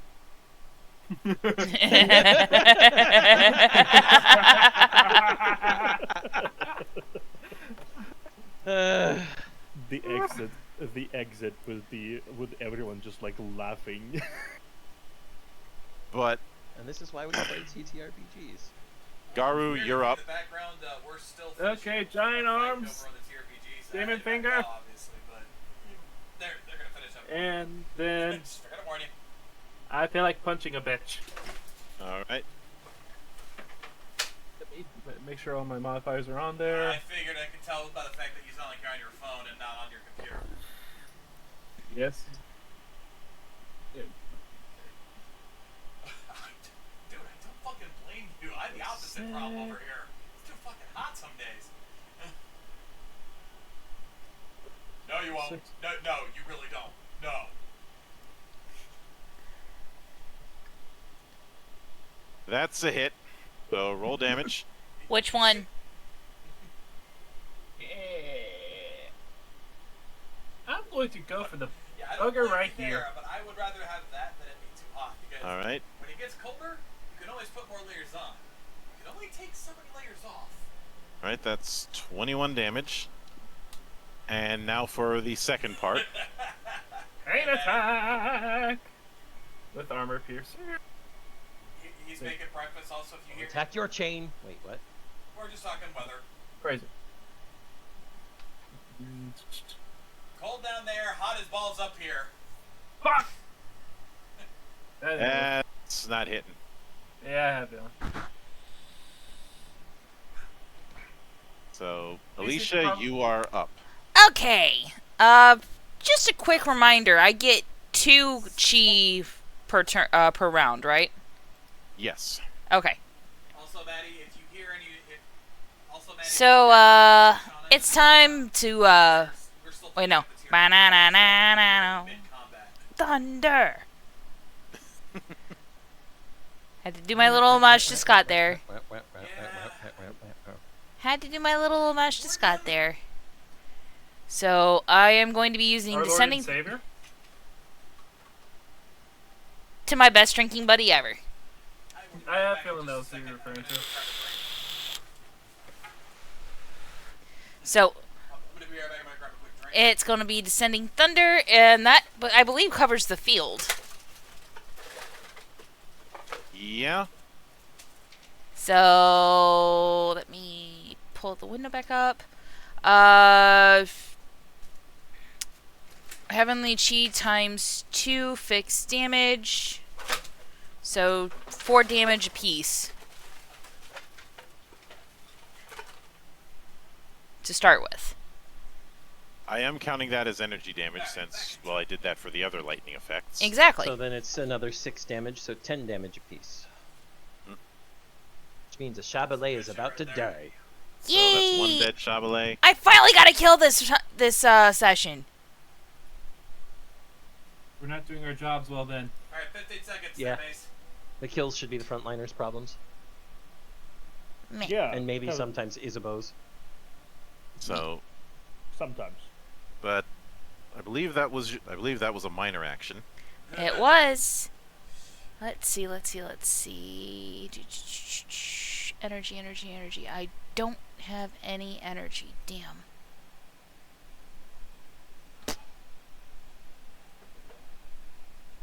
Could always give me giant crab. Fair, which I will do. Portland oregano. All right. So, multiple actor, giant crab. I will deduct my 10 MP. You guys, both you and Garu also get wing flyer. Yay, +1 evasion and accuracy. And I'm flying again. Alright, so 34 for that. Minus Oh. 6 is 28. Not done. I'm Alright. looking. Technically, wouldn't cold be a type of energy? No. Damn it. It's been doing physical damage as we've been doing it, so. We'll let him have that one. Alright, well, you know what? Fuck it. I'm gonna use Kong Smash then. All right. Who's the target? Yeah, let's go for this guy right here. All right. So roll it. Since he's not here to say it, Tabit. Alicia, Yes? smash. You got it! There we go. 8. Oh, we gotta use Ooh, so many that's times nice. about that. Smashing. Hold on. Smashing. You have to have the nasal voice there. Yeah, true. And none of us are Tim Curry, so like. So that's 15 plus magic power. Alright. Magic power is 15, so 30. 30 smashing damage. Yay. I know what you're referring to. Flat. So that one's flat. I used to own this. Two dead. Well, the reason it stuck to mind is because for the longest time I owned a VHS. And I think that's now Dax's turn, correct? Yes! Yep. Ooh. It showed that moment because it took him so long to get off the cue cards for his opening thing. Right. So Dax, you are up. Introduction. So when he finally did it without the need of cue cards, he made a big fucking deal. Like, I don't need these anymore. Okay. Let's see what I'm doing a bit here. They are weak Usual to bullshit. energy damage. I was Weak gonna to energy. His audition tape, which Let me see what I can do for them. No, someone posted like the whole. I got a quick question, Monk, while he's looking. Would the chi damage have been affected by the monster knowledge roll? Uh-oh. Since it was energy damage, yes. Well. The monk had ruled that lightning damage was energy damage, and the weakness is just if you. It's Oh, hit that's by right. energy 10. damage. Yep. Yep. Herp, derp, That's derp, why you derp. did 10 damage instead of just 4. Herp, derp, derp, derp, derp. All right, I'm gonna go ahead and start off and use armor rest on. Making the squishies even squishier. Well, I actually wouldn't recommend that. From what I've seen, they have 0 defense to start with. Oh, they have 0 defense. Okay. They've been taking full damage from everything we've been doing, whether it's physical or magical. Pretty much. So, a lot of things you can observe by seeing how Monk calculates the damage. Okay, well, in that case, The question is, are they made of ankles? Good question. The answer is no. Oh. damn it. Damn it. Damn it. I had to ask the question because we got to keep him on track, Monk. Got to keep his track. All right, I am gonna use. If that's the case, I'm gonna use chill rain. Also, apologies if you guys hear John in the background. Alright, bruv. I mean, John is That's a larger given. than life with his voice, Yes. and we love Oh, him we for it. know. We love him. but at the same time, there's still a lot of people suing him for broken earbuds over the years. Those cases get thrown out of court. Moving on. Alright, so I'm gonna use Chill Rain. I'm gonna use Chill Rain on this guy. So All right. where is Magic Power?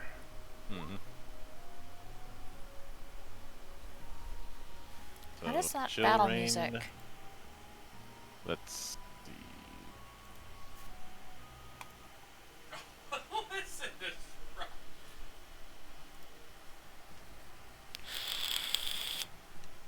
All right, so that's power. So that hits, and that's power 10 plus magic power. Oh, you guys should have seen tonight. We had It's gonna hit everything there so many ones tonight. because of the That is entire gonna hit area. everything. You see, I'm hearing someone recounting the epic That tale in the one. background. That's John. Uses a Yep. 2d6 system for most rolls. John and Kay are Snake Eyes in the same house and close enough that you can hear one through the other's microphone. Yeah. So 14. 14. I know. That's the I'm weird not part. counting that as energy, No, but because it's just pelting them with freezing rain. Freezing rain. we can't even blame Mike for the Mike or Will for Although, this one because they believe me, if I was casting the spell, I would have had the I would have had the rain with purple dye. Har har. I just face palmed so fucking hard at that monk. No, there's a double meaning there because of Minnesota. No, the funniest one, me and Shauna getting Snake Eyes at the exact Yep. same time. I know what I'm doing. Yeah, people. Yes. So, Arya, you are up next. Okay. So, Arya has giant crab, meaning she's gonna get the two attacks. They're gonna be cleave attacks, and I'm also declaring multi-action now because I'm gonna cast a spell after. So, Arya's first attack is going to cleave. See, this is why you get cleave, because then you hit lots of people instead of just one. I think we need this button. I think that hits, Monk. It's a 21. No, 22 with the additional accuracy from Wing Flyer. Yep. So that hits 3 of them. Yep, I'm gonna hit this guy, and this guy. All right. So I'm gonna roll damage. roll damage. God, Nick Wade's actually wrestling tonight? Holy shit. And Oh! and reroll. So 22 plus 13 is 35. Is 35, except cleave 1 does reduce your damage by 3, so it's 32. Except I have plus 3 damage versus demons, so back to 35, plus 1 for my alternate form, so 36. So 36. Yep. Okay, so yes, those guys are dead. I don't need to cleave for the second one. For the second one, gets all of my rage. And remember, you get +2 to the spellcasting check. When I do the spell, this is my second attack. So, once again, 19 of accuracy. Yep, that hits. 27 plus another 4 is 31. 31. I don't even get to cast a spell. Arya just dashes forward with the wings on her back, swipes from left to just in front of her with this giant halberd axe head, cleaving through the 3 of them, stopping right in front of the 4th one, who looks almost relieved until she brings it up over her head and down and cleaves him right in half. So it is a wipe, which does mean that it is time for loot. I'm just gonna need 2d6 rolls. So 2d6 plus 1 because I have Sage at that high enough a level. I think John has it at 2, doesn't he? No, he has it at 1 still because he's I think level 8 sage as well. All right. So So first roll's an 8. I'm just gonna roll them 6 times and tell you in order. Mm-hmm. Minoru Suzuki laughs at you. Okay, so first roll's an 8. All right. Second roll's a 7. Next. Okay, so first roll is an 8. Second roll is a 7. Third roll's an 8. Yep. Third roll is an 8. All right. 4 and 5 are both 9s. All right. And the last roll is an 8. All right. That's 2,500 total. Hoops, give yourself 2 more red S. Look at that red ass. But we spanked them so hard we left their asses red. Yeah. Mm-hmm. But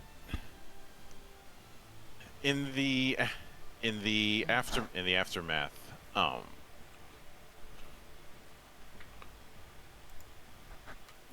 go and you guys end up going into the burning house to try and rescue Cecilia.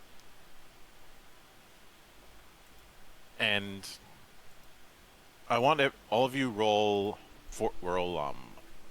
fortitude.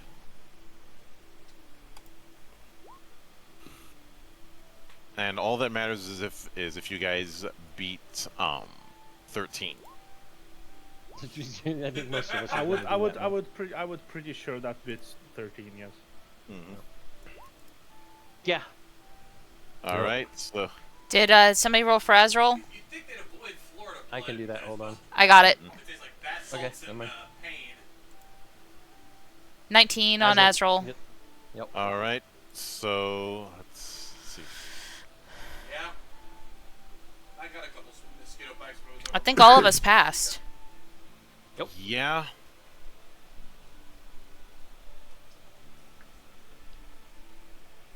So all of you take 7 fire damage. Okay. Oh, no. But after going for those of you who've been in, roll observation. Okay. I'm gonna roll for both John and I. Arya notices nothing. She's too busy checking out the new cool burns on her arms or something. Or just coughing because you're in a burning house. That too. All right. Alicia gets a 20. Azrael got a 9. Right. You do find Cecilia lying on the ground. And are able to carry her out. Wait. As far as who's handling the carrying duties, that's going to be Sandra because, well, yeah, it may as well give the heavy lifting to the biggest for the party. Yeah, damn, that's a huge bitch. Just basically grabbed by like the kitten carry like that, just like okay, I'm just gonna go. Yeah. Good old fireman's carry. Yeah.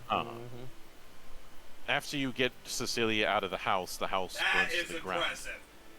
Which, after managing to recover to get her back to standing since she was unconscious due to the flames, Zai expresses his gratitude and hands a mask, saying it's something I don't need anymore. Okay. Is this like the amulet that we got from Alexandra before? Yes, this is a Avengers mask. Avengers mask. Zai.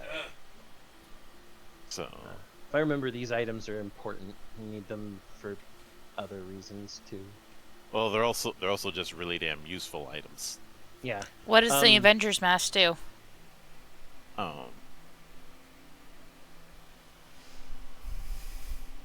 So let me get to that. And we also got those fairy glasses earlier, though. Currently, Isabeau's using those, right? What it does end up meaning is when Zai next shows up, he will have a extension to his action kit. Yeah. Nice. It adds shotgun bullets to his actions. You have competition, Isabeau.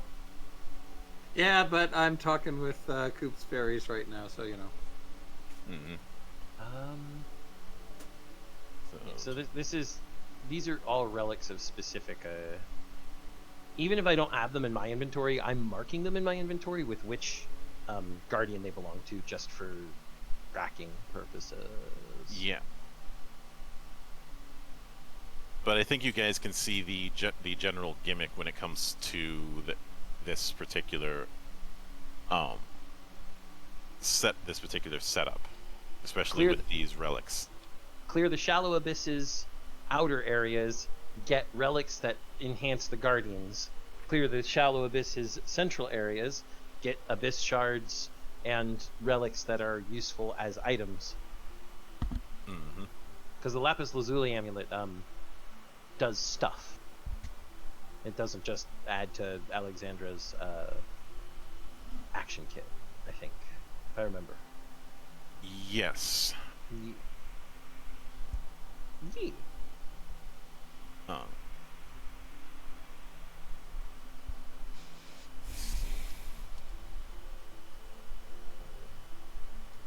Already plotting my level up. Yeah, I've been keeping the Guardian stuff on track, just so that we know what we have, what we don't have, etc. etc. So that takes care of that. Let me take Zai off of that and move you guys back to the plains map. Was there no central abyss here? Oh, there will be. But we're just not going into it yet. That's right. Okay. Let me make a note of which central abyss you guys are going to be dealing with.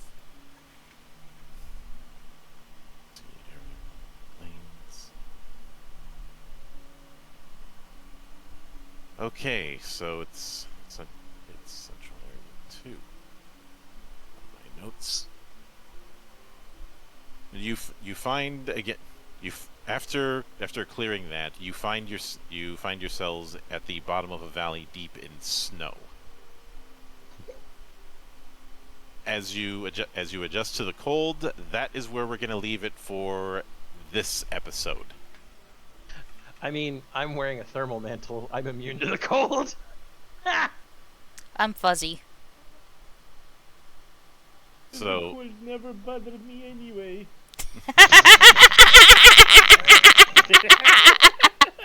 Oh man, John would John would have had words for that. Theo, I swear to God, you start singing, let it go. Allow me. Let it go. Let it go. Mother. Come on now, Coops. Oh, come on. If we're going to be singing anything from that, it should be, do you want to help me hide a body? It's a But interesting take on that song. Oh, like I said, that will do it for this episode. We will be continuing with Sword World in 2 weeks, so on June 1st, as we dive headfirst into the second half of this. But next week, it's our monthly guest one shot, and that particular game originally was going to be We Can Be Heroes. That was the one I kept talking about. However, that unfortunately is not going to happen this month because of outside factors. But instead, we will be doing SAKE, which, as I've mentioned elsewhere, is an acronym for Sorcerers, Adventurers, Kings, and Economics, and is yet another case of a game that where somebody decided to house rule the hell out of GURPS into making their own game. It's weird that keeps happening. That's happened I had that happen with Hero System, and now we're having it with GURPS. I mean, how the hell were you going to top that anyway? There was no. I'm going to say it again because I already typed it. It was inevitable SAKE, that they were the game where the strongest class is the economist. But deep down they knew it too. Like, of course, tomorrow will be the return of Geek Watch at our usual time. This time, we'll be talking Bond, James Bond. So please look forward to that. But until then, on behalf of the good brothers present and not present, my name is Mildra. I am your gaming monk. Stay fucking frosty, everybody.